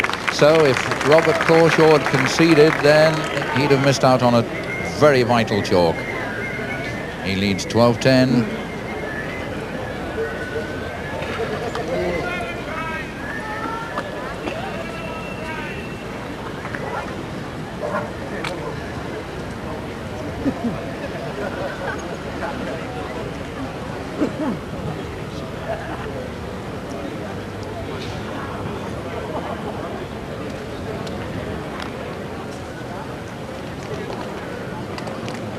Good lead and a good backwood.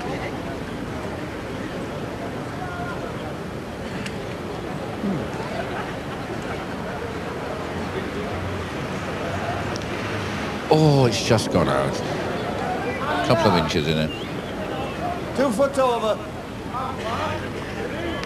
I think Jones 2 feet is a bit generous, but he might be right. He's nearer than we are. Well, if I start shouting, I'll frighten somebody. Robert Crawshaw wanting this to run on and make 2. It won't have the legs. Just 1 against Jackie Grimes. Grimes wanting to nudge past. He may do it. Has it got the legs to do it? And will it peg? No.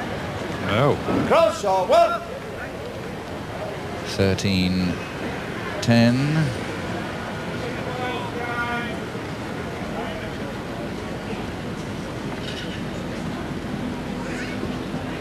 No reason to move the mark. Crawshaw doing well, 5 straight points.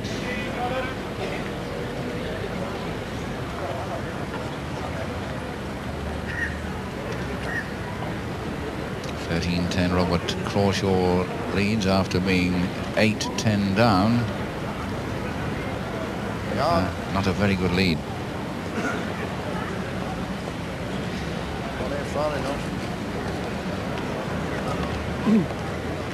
It may have just run away. It might just about still be on, but it may not matter in the long run. Well, both of them have opportunities to find the space. He wants to put the brakes on that.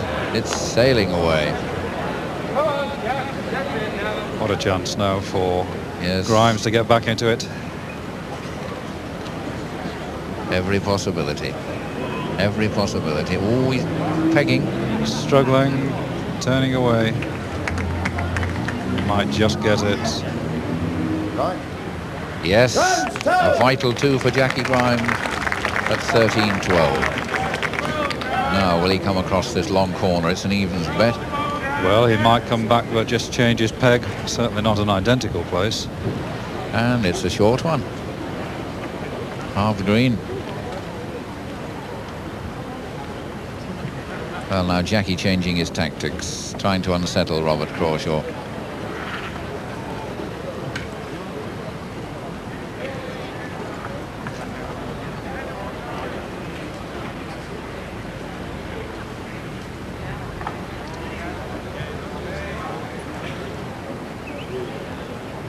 That's going in.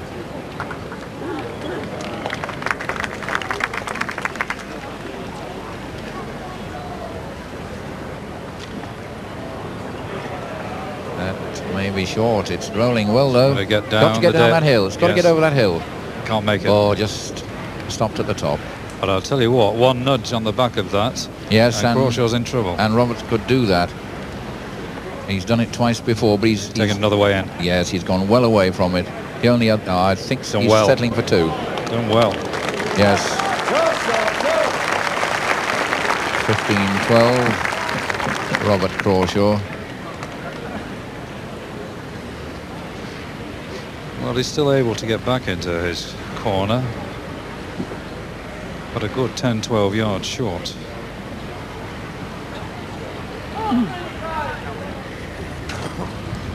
Oh, he's picked out another way in.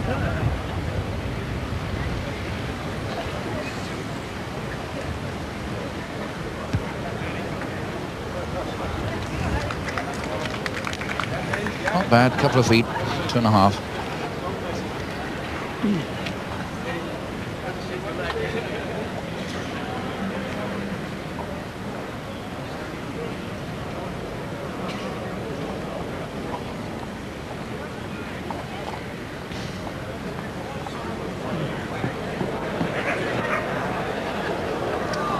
No, Robert's not happy about that.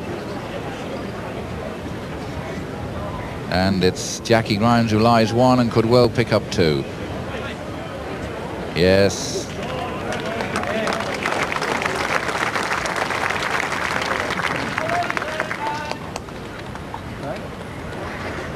They're having a look at it. Have a look, Jackie.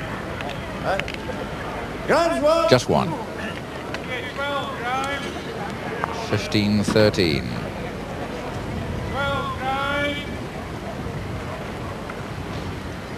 Very, very close battle. In the pattern of most of the games we've had here at Ellesmere Port. Rather one-sided this morning with John Bancroft beating an out-of-sorts Tommy Johnson 21-5. But this is well in the mould. Really closely fought.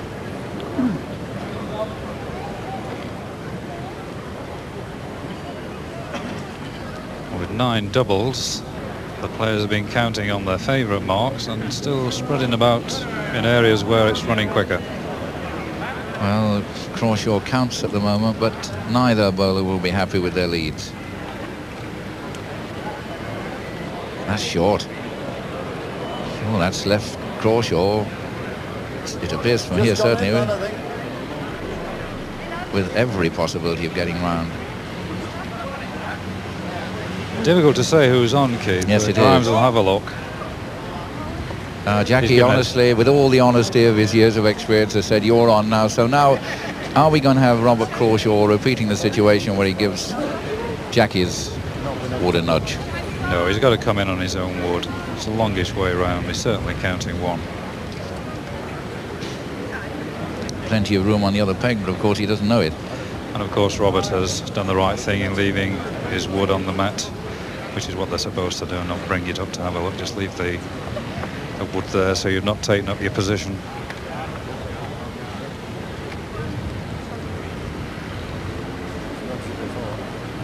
He's elected to come the long way around. Yes, that's the only gap, and he doesn't want to cause damage. He may well pick up 2 because of it. 16 Grimes, 16 to 1 Grimes. Crawshaw 2. 17-13.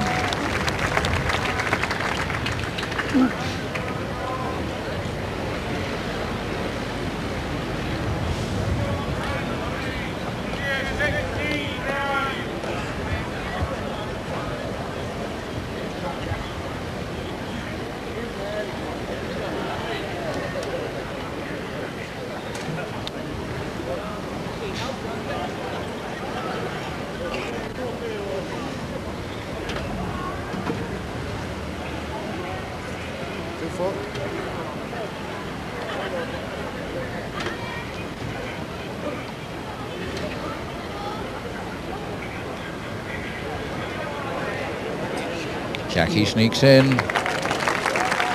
He needs to at 17-13 down.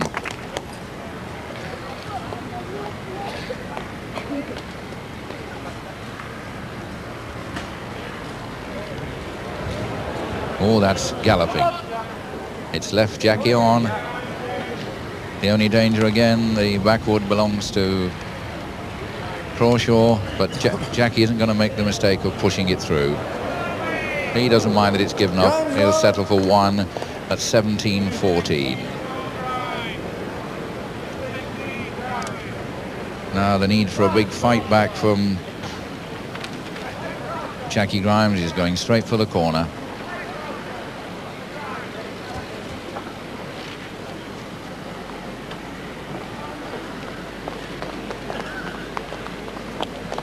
He might leave that short.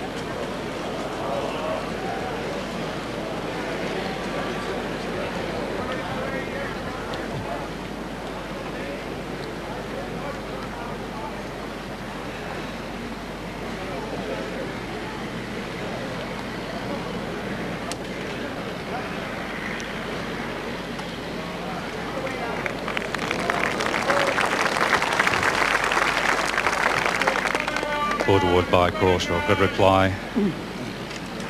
On the mark set by Jackie Grimes.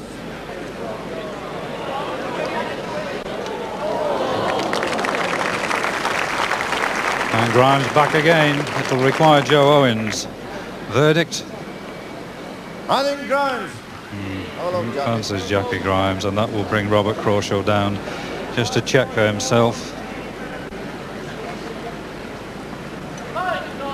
Yes, Robert Crawshaw coming to have a good look at this before he decides what to do with this last crucial wood.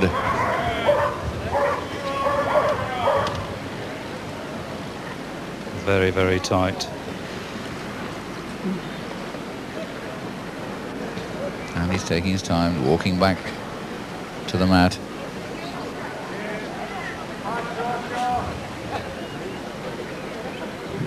Extremely vital end this.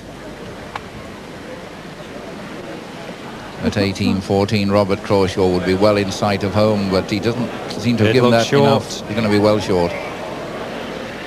And if that indeed is one to Grimes, there's still two. Yes. Grimes won. So that's 17-15. All right. Now then, 17-15 to Robert Crawshaw. And I've been joined here in the box by his great mate, John Bancroft, who we've seen in action already this morning. How do you think it's going, John?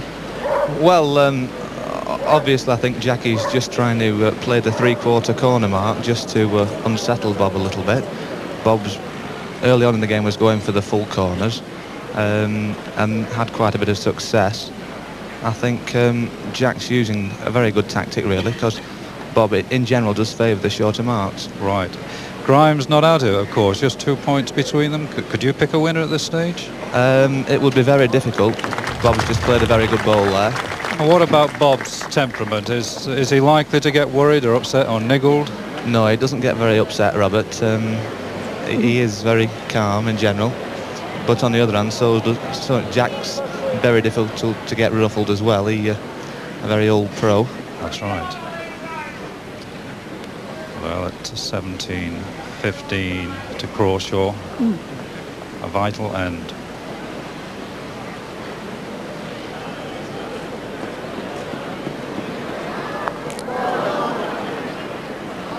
Crawshaw won.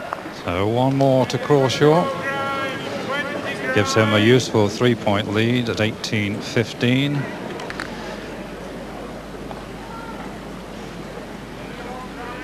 Crawshaw moving nicely along. How long have you sort of been associated? How long have you known him? Well, I got to know Robert over with playing in handicaps, really. I've probably known Robert about 4 or 5 years now. We've become very good mates. Oh, well, he's annoyed at that. He's left that well short. Is this green finding them out, John? It's getting quicker and quicker. But that's left short. Well short. Well, I think he's frightened. If you just pass the jack where that jack's placed, it does tend to run very fast. Beyond the jack, it's going to run on. Yeah, I think Bob's just trying to play one a couple of feet in front.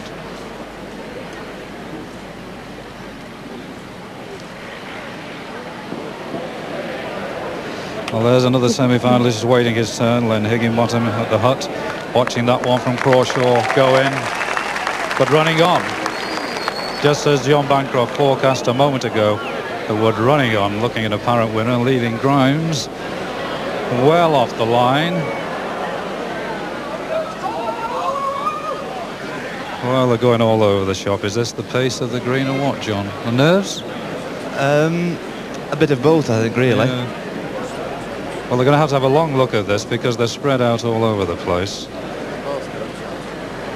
Robert Crawshaw pounding around. A long look may be a measure. The angles are difficult. Can't pick one from here. Pegs, please. Well, we're having the pegs, and of course, if things take a certain course, John Bancroft, you could be, in fact, playing your own mate Robert Crawshaw in the semi-final. What is the record between the two of you? Well, Robert won't appreciate me saying this, but at the moment it's 3-0 to me at the moment. So you'll not be getting any tea round at the Crawshaws if you carry on like that. That's right, yeah. Well, it's a fair measure. It's a long measure and it's a tight measure. And it's a vital stage with Crawshaw, 18-15. Both players anxiously watching. Crawshaw gets it, edges nearer and nearer to that semi-final.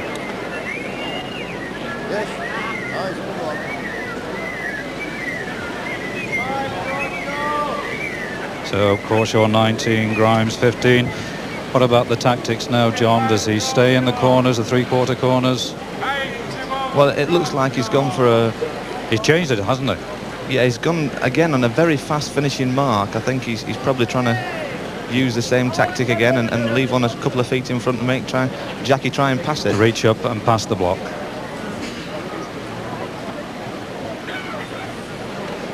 Doesn't look bad. Not a bad lead. You settle for that, John? You'd settle for that lead? Oh yes, that's a marvellous lead. Just where the jack is, it's very, very difficult. There's a big drop just behind the jack. Jackie Grimes might just find it. It's a good second wood.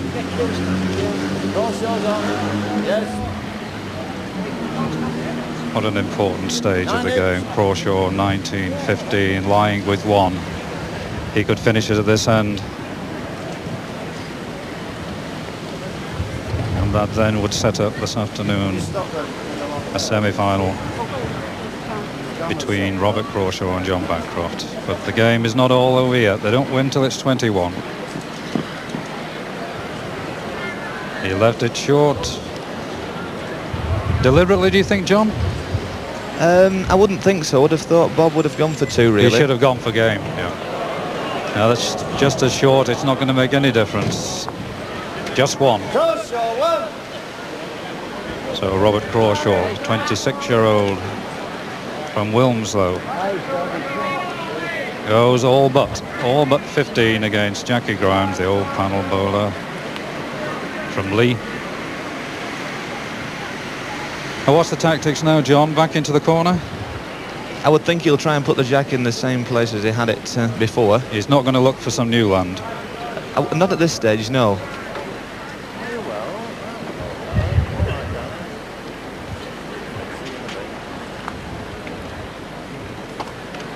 Right, nice three-quarter corner mark. Robert Crawshaw looking for the one elusive point that will take him into the semi-final. Excellent lead.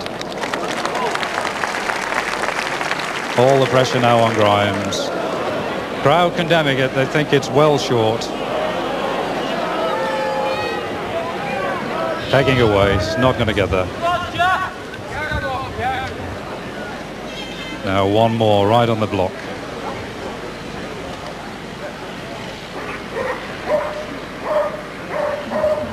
That again short. Grimes not wasting time. This to save the game. If he fails to count, he's out. They don't like it. It's going to run through unless he gets a rub. Crawshaw wins 21-15 against Jackie Grimes. Fought well, done well, but on the day, Robert Crawshaw, the young man, has it. A good handshake, a sporting game. Well, John, what do you think now? You're going to meet Robert Crawshaw, your old chum. What do you think about it? Looking forward to it? Yes, very much. Game of tactics, because you fancy the short marks. You know his game well? Well, we both know each other's games very well, so I'll obviously trying to play the same sort of game as I played this morning, and Robert will be trying to take him a little bit further, I would think. And with the score 3-0 to you, well, there's an awful lot to be done.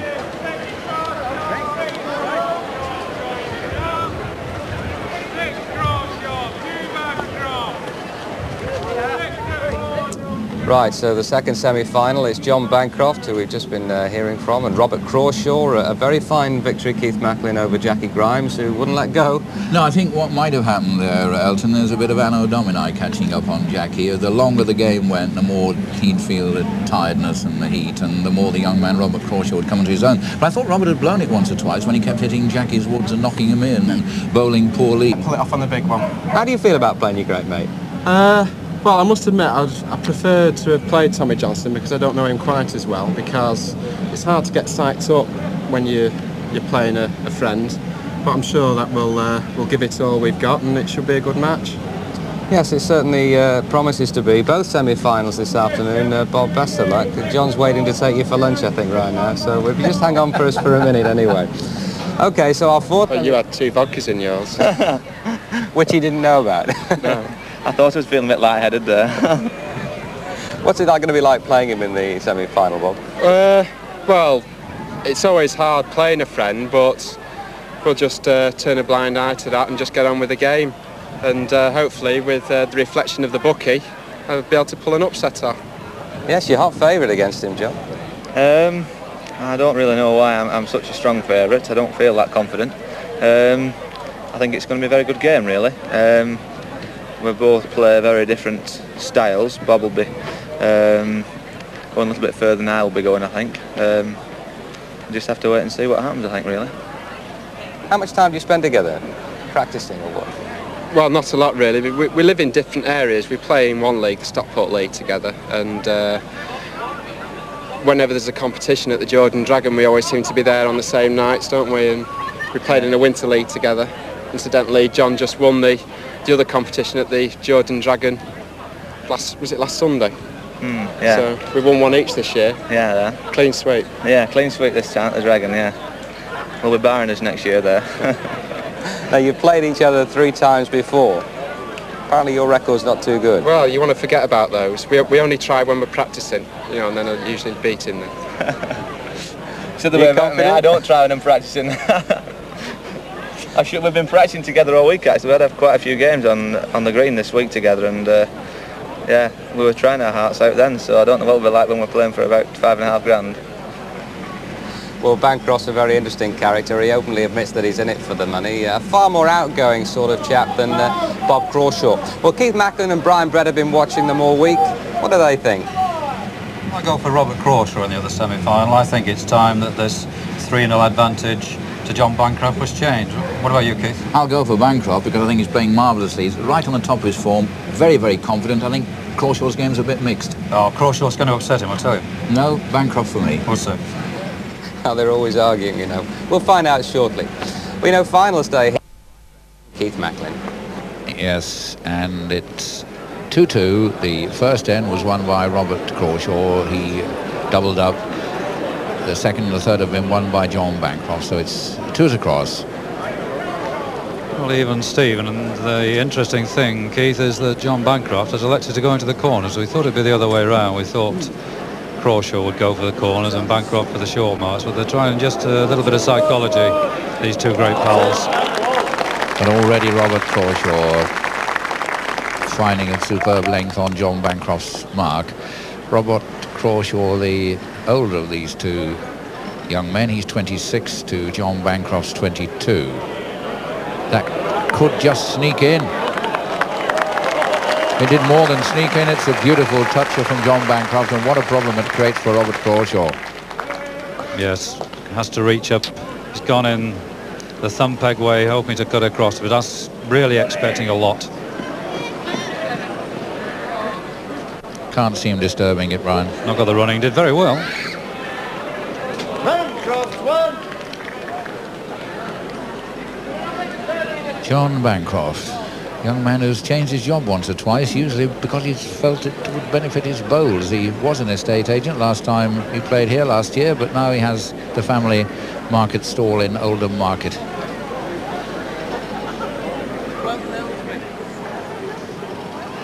Well, he's piled up his points in this competition with the short marks, and now he's just stretching his pal right into the far corners. And those new woods are suiting him. He got some new woods from another bowler, Roy Armstrong, before this tournament. Robert Crawshaw, of course, comes from a family of bowls manufacturers, premises at Shaw Heath in Stockport. Far enough. The crowd humming with expectancy. Oh. Well, it might have gone in. Yes, I think the applause indicates he might well have done so. John Bancroft has to walk back and do it all over again.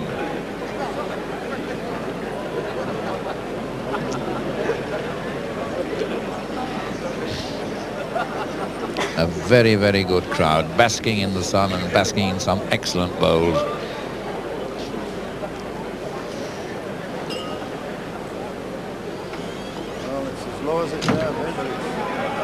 It's holding up very well. Will it stay on the jack? Yes. Oh, yes. Robert Crawshaw has one to retrieve.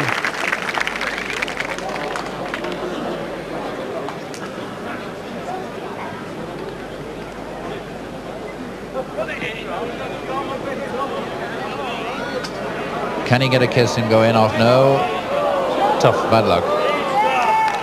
Bancroft won. Bancroft eases into 4-2 lead.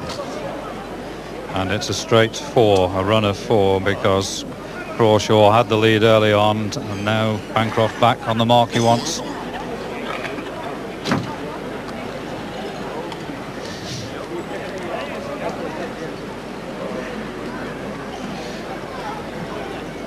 John Bancroft beat Vernon Lee, who was his idol when John was a young lad. Then Tommy Johnson, quite comprehensive this morning. Johnson never really got into his stride.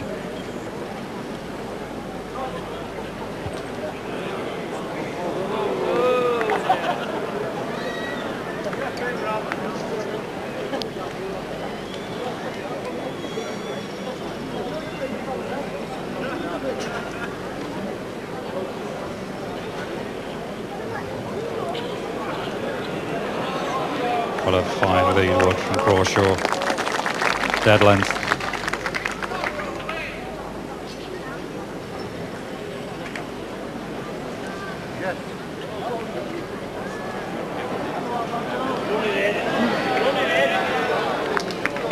And that surely has won it. Yes, it's so far it has. John Bancroft has twice come back from behind in these ends. Robert Crawshaw has put up a good lead, a winning lead, and then suddenly John Bancroft has riposted. That's offline. Bancroft won. Sorry. Robert Crawshaw. Snap after you, Ryan. We both agree. I was just looking at the cards when I got Crawshaw's game against Burrows, which was that tremendous 21-20 win, having been level at 18, and that tremendous strike that went against Burrows, the Grimes win. Again, he had to work very, very hard. 17-13 ahead, finally got out 21-15.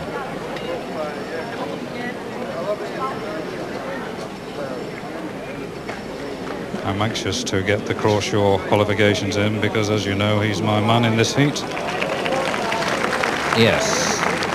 I think my money on Bancroft looks good at the moment, but a long way to go. Early doors. It's a good lead by John Bancroft, though. Better looking wood here from Crawshaw. That'll Yes, do indeed. me. I'll settle for that. They exchange a joke on the green. The extent of the friendship and good humour between these two lads. What you don't know is Crawshaw said to me before he went out, "I'll be fired up. There's no friendship in this game. I will be fired up."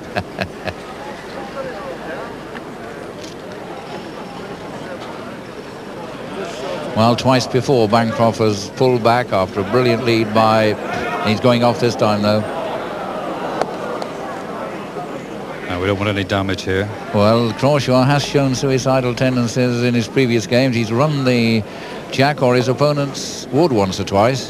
He's a positive bowler. Positive bowling. What's he going to do? Nothing. Oof, very close. Crawshaw Crawshaw wins. 5-3.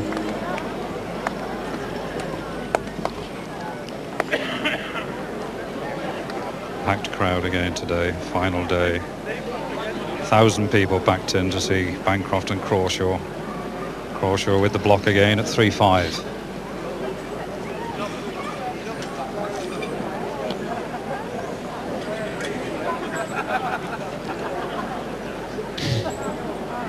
Again, the interesting tactics, and they're quite the opposite to what they forecast they would do earlier.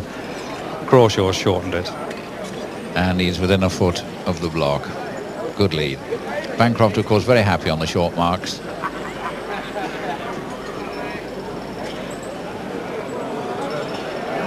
But he'll need to put in a longer wood than that second time round.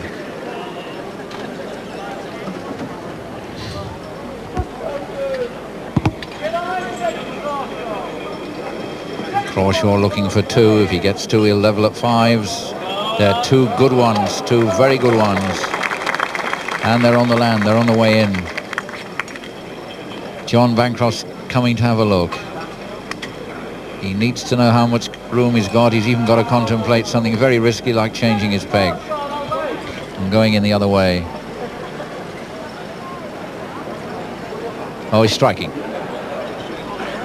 Well, he's got to either take the jack or the 2 wood. He'll go for the jack. And he missed by a mile, so it's 5s. Crawshaw 2.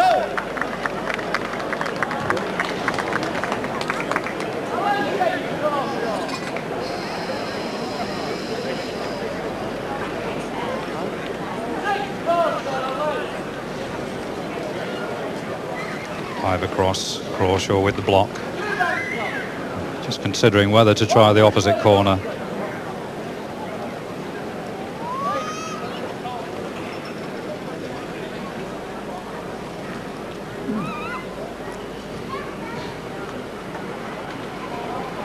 Not full corners, short of the ridges.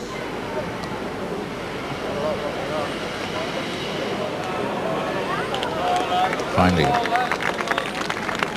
And they're just showing how Burrows spans the generations. Young lad on the left, slightly older gentleman on the right.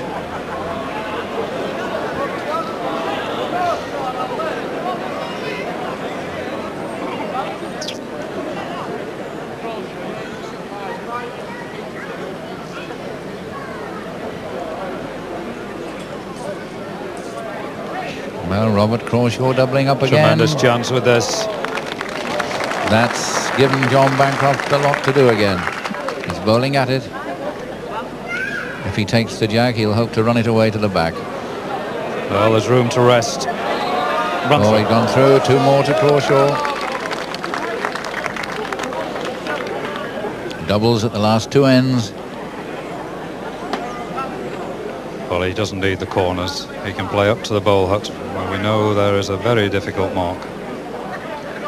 Yes, it falls away at the end. It was between the crowns and then falling very quickly.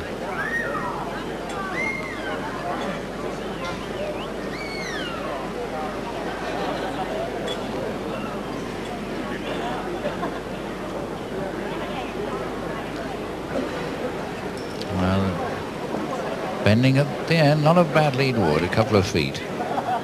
But anything past there, he's going to run down towards the edge. That could be rather too wide. It won't bend enough. It's very wide, John. Crawshaw. Crawshaw still on.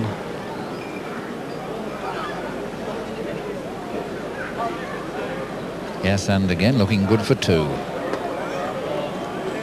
Beatable 2. Yes. Well, there's applause for 2, but it's certainly beatable. John Bancroft will pull that in a few feet, and well, it may have too many legs, but it's a good Needs one. a hit. Oh, it's a brilliant one.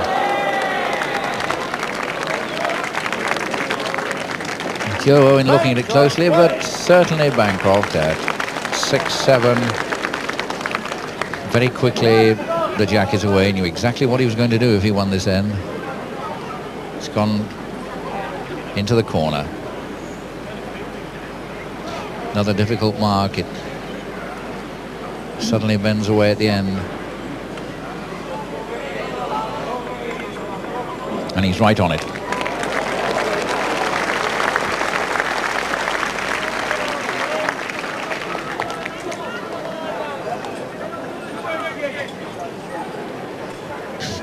Crawshaw will have seen that wood pecked back viciously over the last 2 feet. Yes, gives him hope. Yes, he's gone on similar, and he may bend too early. I think he's short. Yes, and narrow as well. Couldn't get the other side of your head. Now then, that needs a few brakes on. It needs to be around the back, but it might be too far.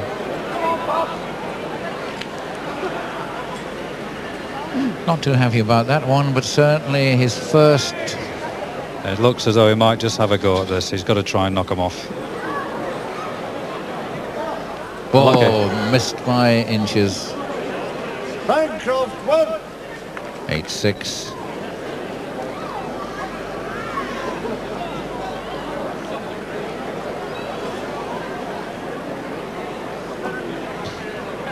Well, even Stephen again, 7 across. But Bancroft holds on to that jack.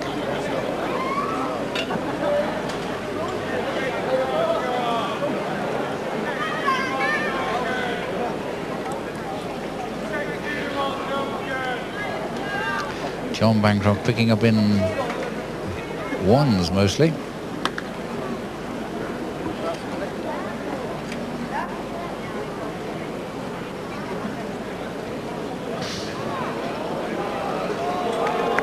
A very good lead by John Bancroft.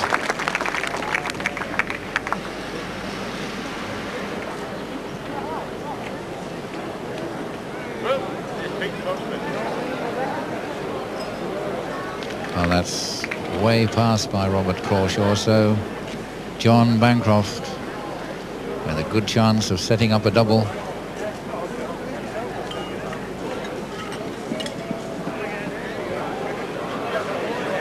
Looks short. So he leaves an opening for Robert Crawshaw, but that first wood of John Bancroft is a good one. It's only a foot away.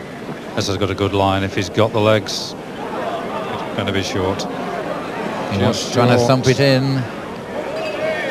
Just short. No, just one to John Bancroft. He goes into lead at 8-7, and we go into a short break.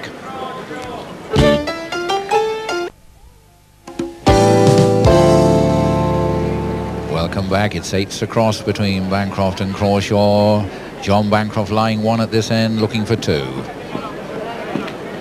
But he's going to look short on this one. Just the 1, and he's not too pleased with himself there. Bancroft won. But he eases into the lead at 9-8. 9-8, thinking about just changing the mark, but heading off to the corners.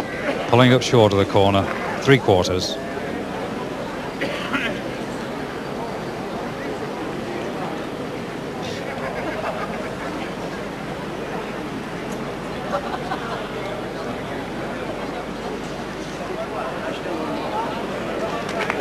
Finally, lovely lead wood.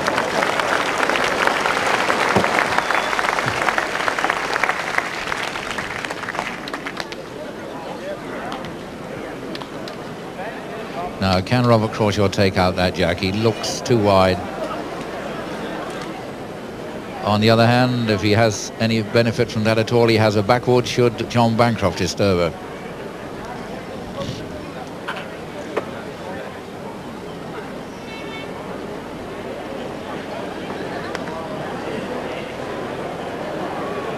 Joe, and for a moment indicated 2. It's only 1. And Robert Crawshaw bowling at it. Bowling at it. Now, can he take the jack to his own? He'll need the weight. It's a good one if he's got the weight. That's what he's trying to do. Oh, yes! Magnificent!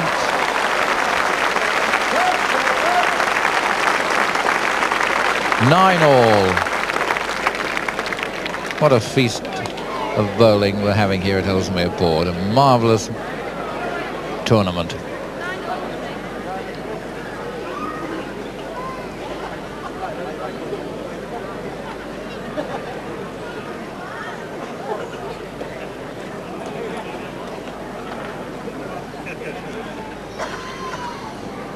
Crawshaw, if he can get this end, will attempt to go across the green the other direction. Not a bad lead. Yard.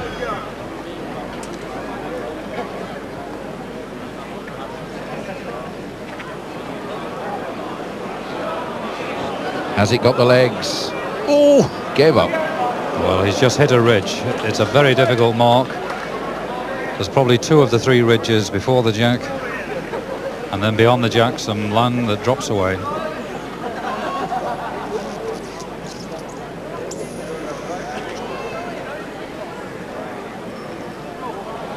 Crawshaw is wondering whether he's left it short or whether it'll get up and over. It'll certainly come over.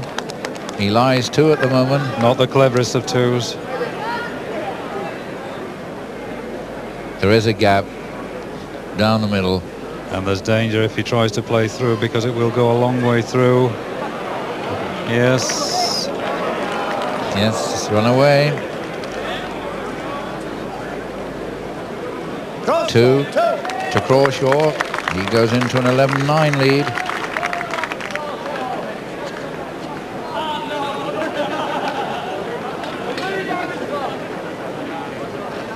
Oh, Crawshaw is now trying to get back onto a stretch of land he's used before, up to the grandstand or somewhere around the middle of the grandstand, and then straight back across the green.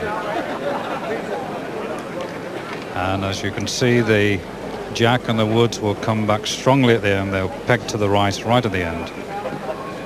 Yes, and Crawshaw relying on that to put in a lead which is on the land, just a bit short, showing the land to John Bancroft.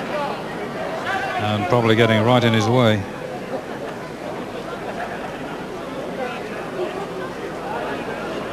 He's inside it.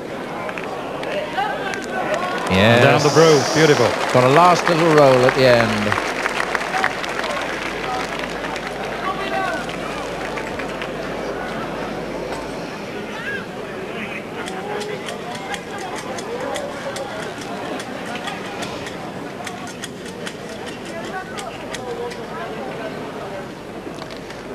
Crawshaw trying to go through the middle of those 2 and take the jack. Looks better. Looks a lot better. Oh, magnificent bowling. What an exhibition. Well, what a target as well, should he want to strike. What a target. Straight through the middle and crack it. Well, that's the target. That's the challenge. You want a closer look at this. Well, there aren't many options open to John Bancroft. Well, he could play in off his own wood with the one on the left-hand side. But it is a very strong pegging mark. If he's playing flat, he knew what he'd do. He'd have a go at him. He may still. Well, it seems the likeliest option that he strikes straight through the middle.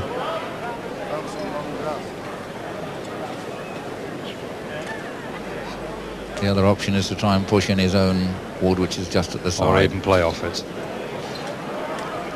Just put a bit of running. No, he's put some running in it. It's got a chance. Oh, yes! Well.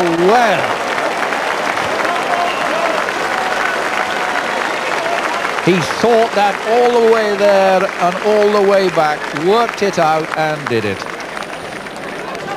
Well, and what a as finish. Close as that. Toucher, what a finish.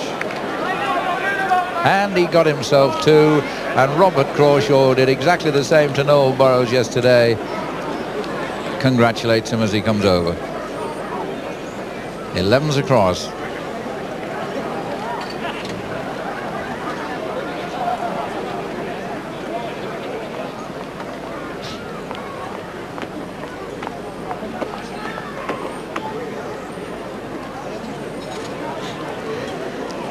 John Bancroft leading a very good lead.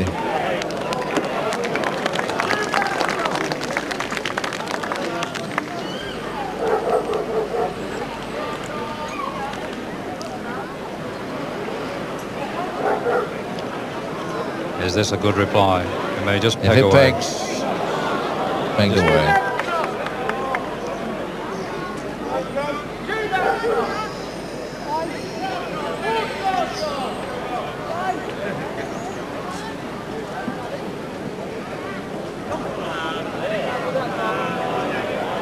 No, not long enough. Yeah, well, nuisance value, and that's the best that can be said for it. But if Robert Crawshaw can get in on similar land to his last one, he's given that plenty. That's going to go a long way through. Bancroft 1. Bancroft 12-11.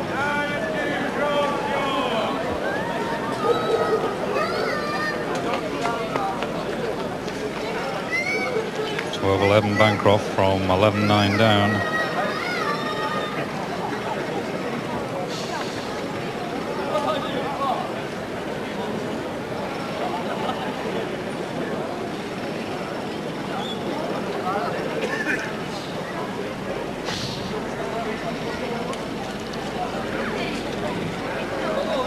Long mark set by Bancroft between the hollows and into the dip. A real death trap for the overlong wood. Well, unless he gets between the hollows, he's no chance. And he's galloping. He's fallen into his own trap. Oh! It took a long time thinking about it.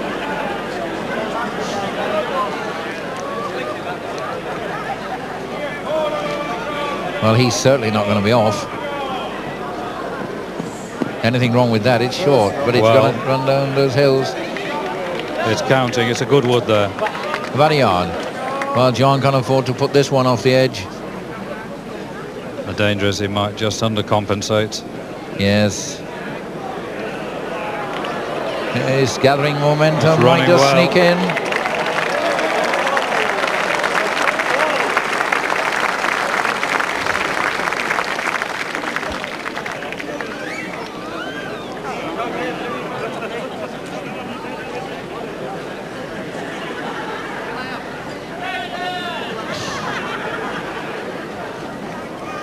Loving every minute of this great semi-final.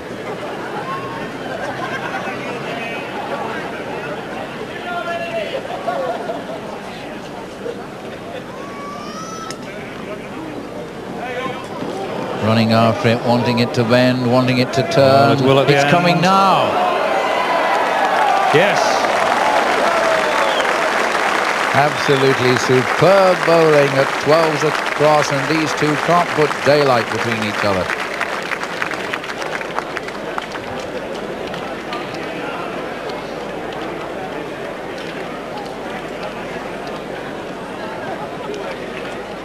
Both these lads, they were saying before the match that, well, we're great friends off the green, but on it we play it for keeps, and they are doing. They're having little bits of banter and joking between themselves, but they're playing it really hard. They know they that both want to win. At stake, a $5,500 first prize.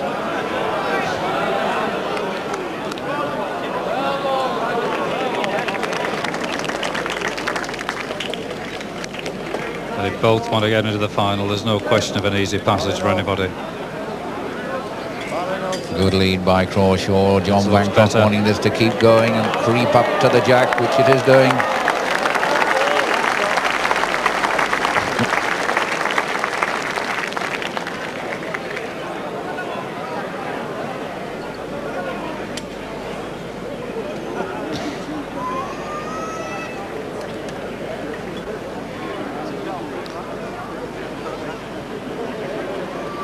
Seen so much accuracy from these two young men. Very few woods have been sprayed around the green. They've been within 6 inches and a foot and still beating each other. But that's left Bancroft on, lying one. He's on with one, a great chance for two. No damage.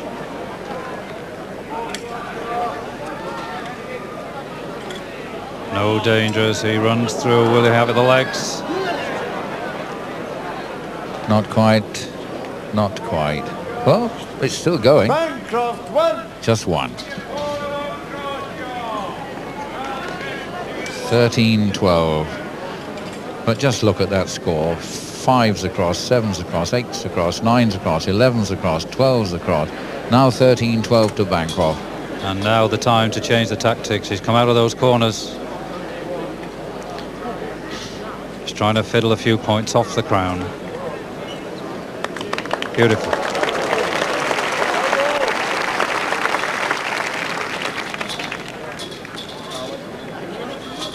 Crawshaw put more running in it. Might just be under. Shorter length. Just a little higher than his previous one, John Bancroft. Hoping to get round the back. Yes. He lies 2 at the moment. The front one, the one to beat. There's room between them. Well, that's on the line of Bancroft's first. Oh, unlucky. The nudge. Not helping. 15-12, and that's the first piece of real daylight that's been between them. John Bancroft leads by 3 chalks.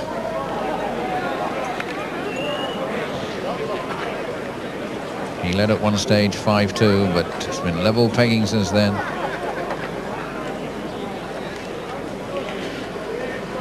But of course, this is the stage of the game when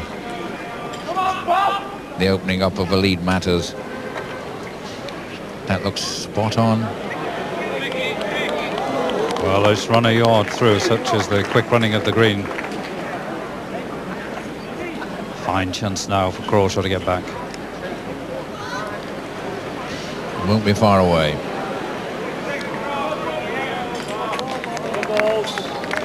Couple of feet.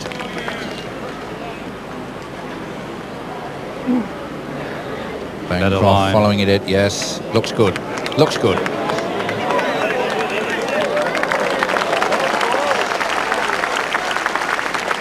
And with Bancroft having 2 woods behind the jack, Crawshaw can't afford to run the jack. Well, he can afford to have a go at, he's turned his peg over, he's having a go at his own front wood, isn't it? He's gone to try and run things. Oh yes, he's got to done stay it well. On. Must He's stay done on. it well, brilliant, but will it stay on? Will it stay on? Nice off! Unlucky Robert Crawshaw hurls the mat down in mock disgust, but they're good-humoured lads, these. They're good sports, and he'll have a lap about that behind clenched teeth. And John Bancroft's very upset about it all, isn't he? Oh, yeah, of course. Sympathy all the way. Yeah. I'm sorry about He's that, so Robert. upset. That was rotten luck. Hee.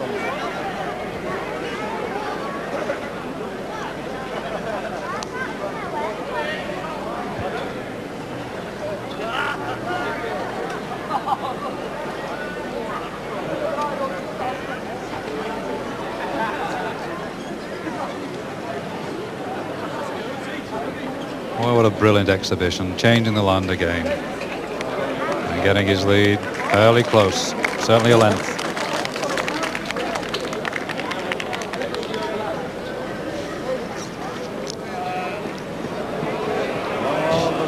Left it short.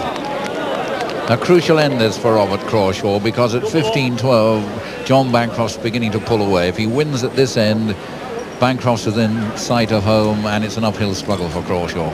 Well, it is, and he's going to put another one there.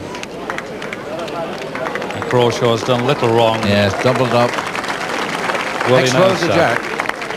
The problem for Crawshaw is that if he doesn't count at this end, he's seen all his good work count for very little. He's got to take the jack. Go on. Oh, hard luck. Bancroft 2. So now at 17-12, Bancroft can see a place in the final beckoning.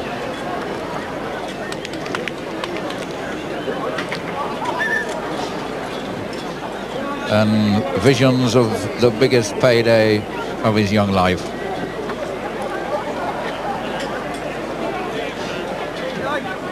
Well, a shorter mark as he can possibly try.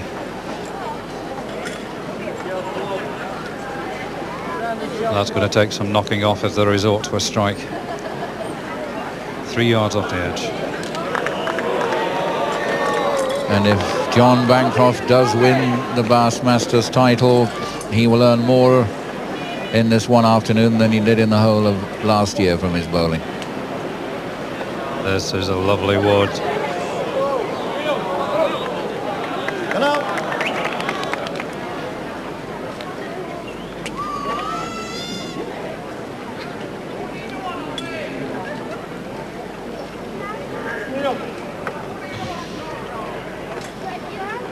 He lies 1 and coming in for 2. Needs to rest. Oh, he almost knocked his second one out. Almost knocked it out into the 3 backwards there. Crawshaw's got to win this. He has every chance. He's every chance.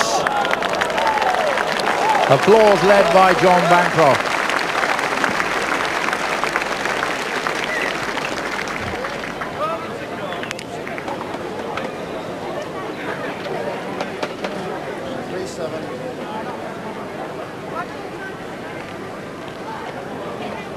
Robert Crawshaw has the jack again.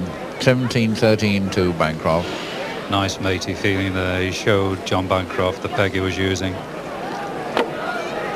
And he hasn't thrown it off, has he? No, it stayed on by a yard.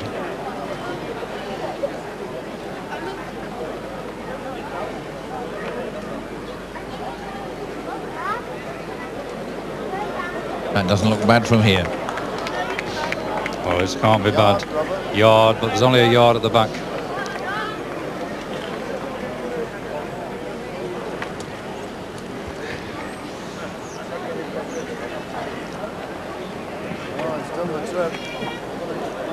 Will it run? Will it keep out of the way of Crawshaw's wood? Oh, just short. Crawshaw having to try and push round his own front wood without touching Bancroft's. The crowd hold their breath. Run on. 2, he's got 2. He lies 2. Well, can John Bancroft produce something spectacular now? Well, he usually has, hasn't he? Every time Crawshaw's put one up, Bancroft has topped it. There's room round the back if he can find a way. There's room between them, Keith, but it's asking an awful lot. Well, it has to be a full-length wood. Nothing to save by being short. The crowd humming with excitement. Can it go through? He's going to knock Crawshaw in. But save 1. He saved 1. 17-14.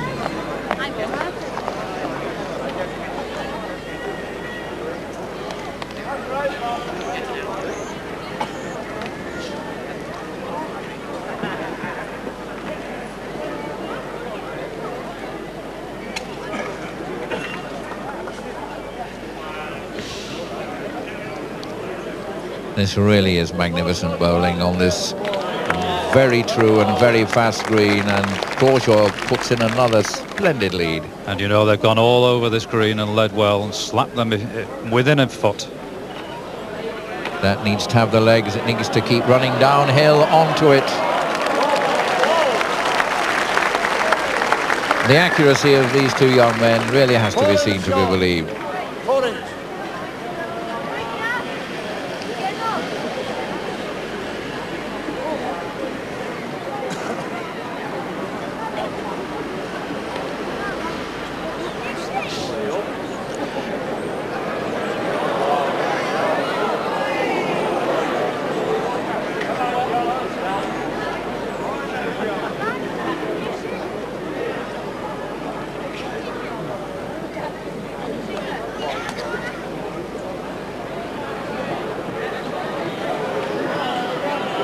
Looking for 2, lying 1, Bancroft.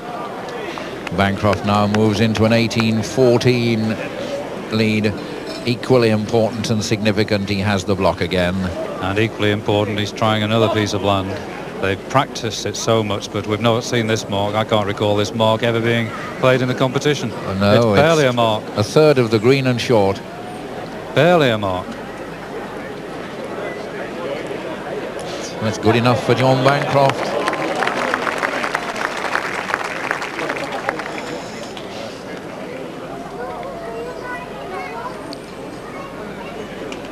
That's not going to be far away. Good. That's not going to be too far away. That's the winner.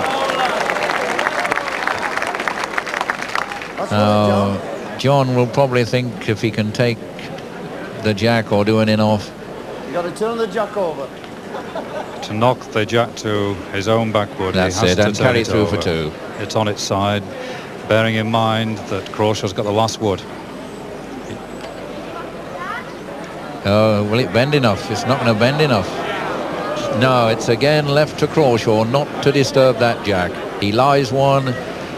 The real danger is if he touches the jack, he could push it through to one of the Bancroft backwoods.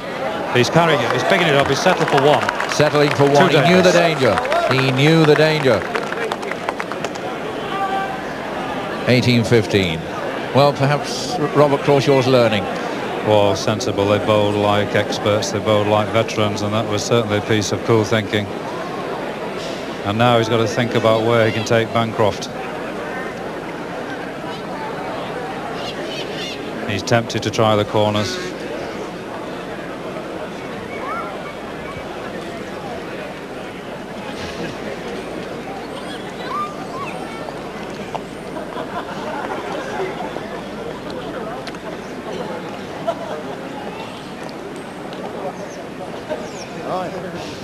Flying after it, Crawshaw.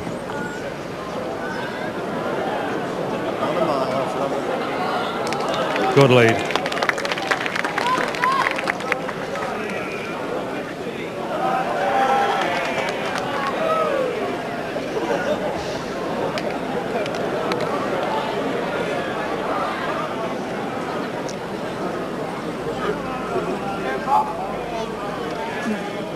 Yes, little signals exchanged between the players indicating that Robert Crawshaw lies one at the moment. What an important end. Two here would narrow the gap to a single point. He's got a good road in. Has he got the legs? Just counts. Yes, a feeling that he lies two, but they're beatable woods. There's a huge gap between them to get in. That's the gap, but Bancroft has already tried to push his first wood wide and it did not peg back, so he needs to narrow on that. Oh, has he gone narrow? He's under. Oh, he's gone badly narrow, unless he's got his turned his peg over. No. When he was very narrow. And it's two. That's 18-17. So Robert Crawshaw breathing down the neck of his good friend and bowling mate John Bancroft.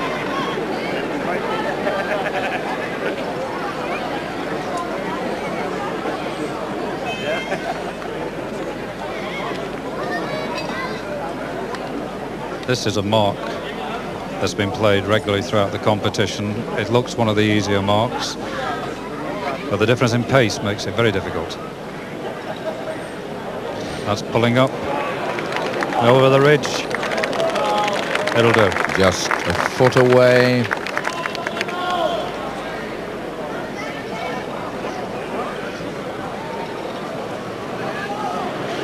That needs to cross another ridge and come down.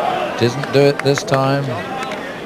Robert Crawshaw with a great chance of levelling and even going ahead. But he'll want to know who's on. He's lying one himself, only just one.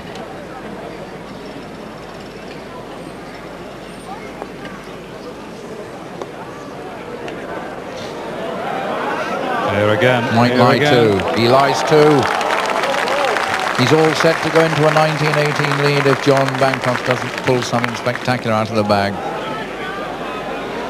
Well, we've seen this situation before so often, haven't we, where they can pick the jack up and run it. He's striking. Well, he's just taken one out. I think he wanted the jack. 18's across. Wonderful match. Robert Crawshaw's come back from 18-14 to 18-all. Well, you know, because of this dogged determination, there's been a greyhound named after Robert Crawshaw. This is absolutely true, I kid you not. Some bowling friends of ours have bought a dog, and its kennel name is Bob, named after Bob Crawshaw. It's yet to have a racing name, and he's the second greyhound to have a bowler's name. Famous man that runs regularly at Bellevue has a kennel name of Norman, would you believe? I do believe, Brian. I believe anything you tell Norman me. Fletcher. These are quite true, these statements. And yet again, Robert Crawshaw bang on it. He's on a tremendous seam of form at the moment. And even the ebullient and extrovert John Bancroft must be a little worried. Peg away. I'll just hold up now. That Now, might who's take got the it? referee to sort it out. I think Joe's sitting on the fence a bit. Well, I think John Bancroft's sitting on the fence as well. It's a very thick fence. And they're asking Bob to come up and have a look.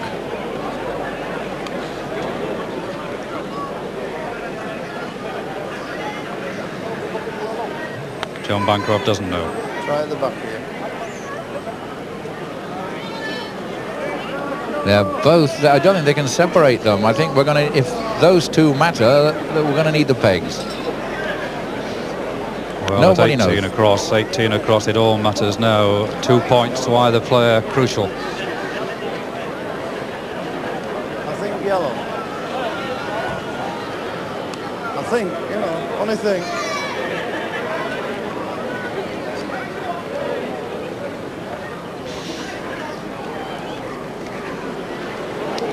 That is travelling. Is he going to take his own out or knock it in? Well, it's up to John Bancroft to make sure.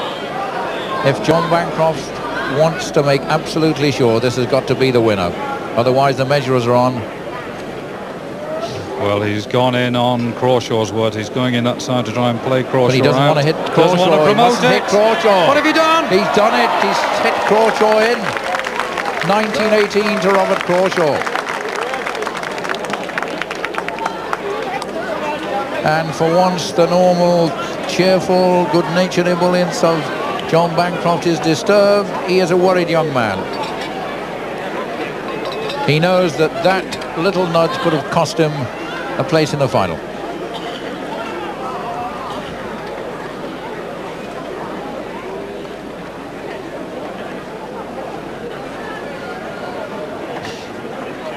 John Bancroft, of course, knows, and so does Robert Crawshaw, that a double at this end, and Crawshaw Not is bad. through, and that's a good lead. Not bad. Length.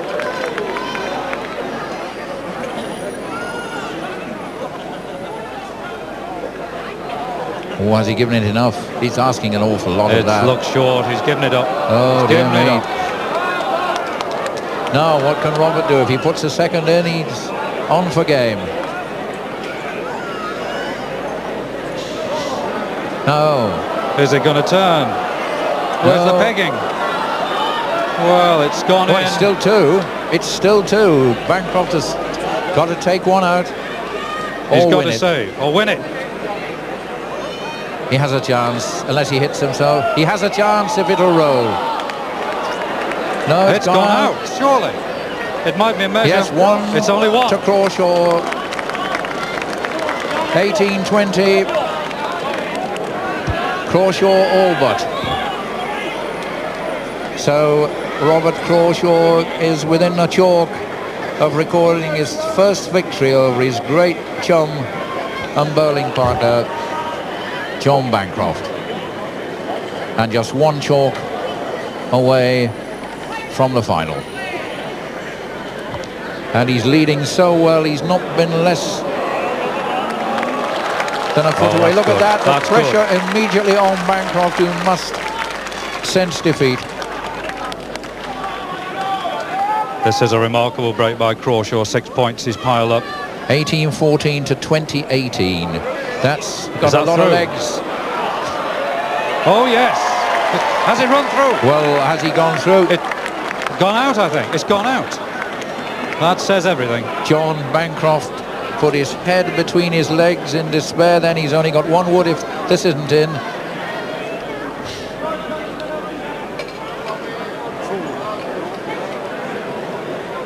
Well, he can still manage a wry smile. Seen so many of them. It's a pity to have a loser.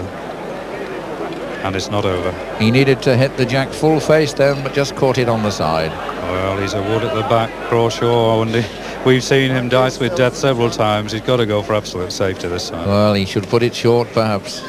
He only needs the one. Just get it in the way. He doesn't. He's going in. He's going in. Well, he only needs one, and he's blocking the land.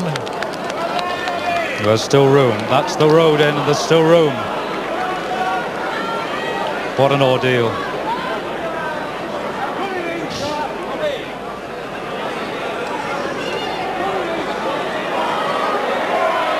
Through. He's gone out. He's gone out. Robert Crawshaw, famous victory over his friend. And what a finish. He was 18-14 down and reeled off 6 consecutive winning ends to win 21-18. But a magnificent exhibition of bowls by these two young men. They're getting terrific applause from the crowd here at the Woodland Hotel, Ellesmere Port. And we move into a commercial break with the second semi-final to come.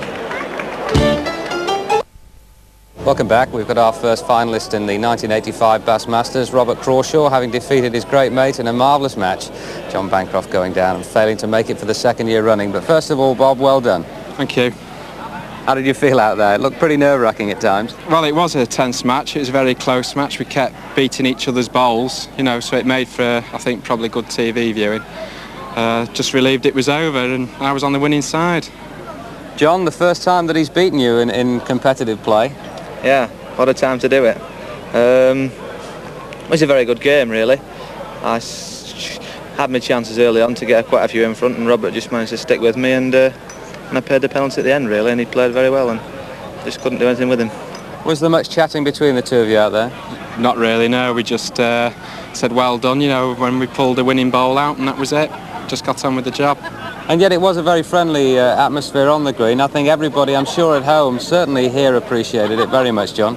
Yeah, there was no... we applauded one another and congratulated one another on good bowls, but we were both really fired up for this one, I think, you know. The chance of playing the final of the Bass Masters, you know, it's something that it might only come once in a lifetime. Is it the biggest thing that's happened to you so far in your brief career? Well, it is, yeah. You know, I'm just hoping I can go one hurdle further on this afternoon, whether it's Brian or whether it's Len. You know, I'll take it every game as it comes. Right, thanks very much indeed, Bob. We can indeed find out very shortly who Bob's opponent will be in the final, Brian Duncan or Len Higginbottom. But first of all, let's hear the predictions of our two commentators, Keith Macklin and Brian Brett. Well, I think Duncan, it's not an easy one. Higginbottom and he have been level pegging for years, but I go for Duncan. He's absolutely ruthless campaigner. Something like 21-17. Well, that's bad news as far as I'm concerned, because I'd have gone along with you. I fancy Duncan, I must say. I would have thought 4 or 5 points difference. I've talked to them both this morning. Higgy means business. He said that if Duncan breaks down on the way here, he's not going to give him a lift this time. You remember last year he picked him up on the motorway. I fancy Duncan. I've not seen any problems at all, you know. If anyone can upset Brian Duncan, it's Len Higginbottom. He's so cool and collected. Brian gets a bit tense on the green. Well, if Brian doesn't get away to a good start, I think it tends to gnaw at him a bit, but I can't see Higginbottom causing him that many problems. Well, in fact, that match between Duncan and Higginbottom was played earlier. We can join it now with Brian Duncan leading by 11-9 after Len Higginbottom had taken an early lead and Duncan had come back into it. Well, he might have saved one. Mr. Duncan, one. Yes, just saved one. 12-9, Brian Duncan leads. Brian Duncan has his own little factory in Preston where he makes and polishes and renovates bows, the reigning champion and the favourite for the event. And the way he got to last season, well, this is his scores for this season: 21-15 Steve Ellis, 21-11 David Richardson, no real trouble either game. Last year he beat Kevin Nicholas, Peter Tilley, John Bancroft and then Peter Richardson, brother of David, in the final. You're 2 yards over, Brian. Duncan as a yard over might give Len Higginbottom an opportunity, which he's taken.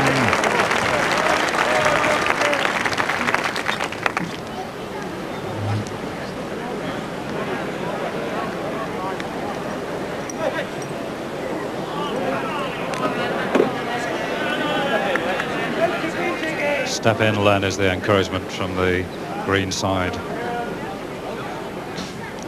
Len Higginbottom, possibility of 2.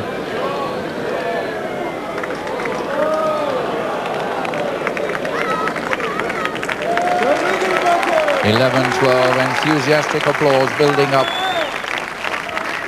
There's Len Higginbottom, the college lecturer in electrical engineering from Atherton, winner of the Fred Doan Trophy, which is regarded by many Bows people as being a passport to a Masters title. And Joe Bradbury beating in the first round 21-16. Barry Cookson, brother of Glyn, 21-18 in the second round. And of course, Len Higginbottom won the Fred Doan to get here. Brian Duncan had won it 2 years ago to get here. It's off. So it's Brian Duncan who will place the block.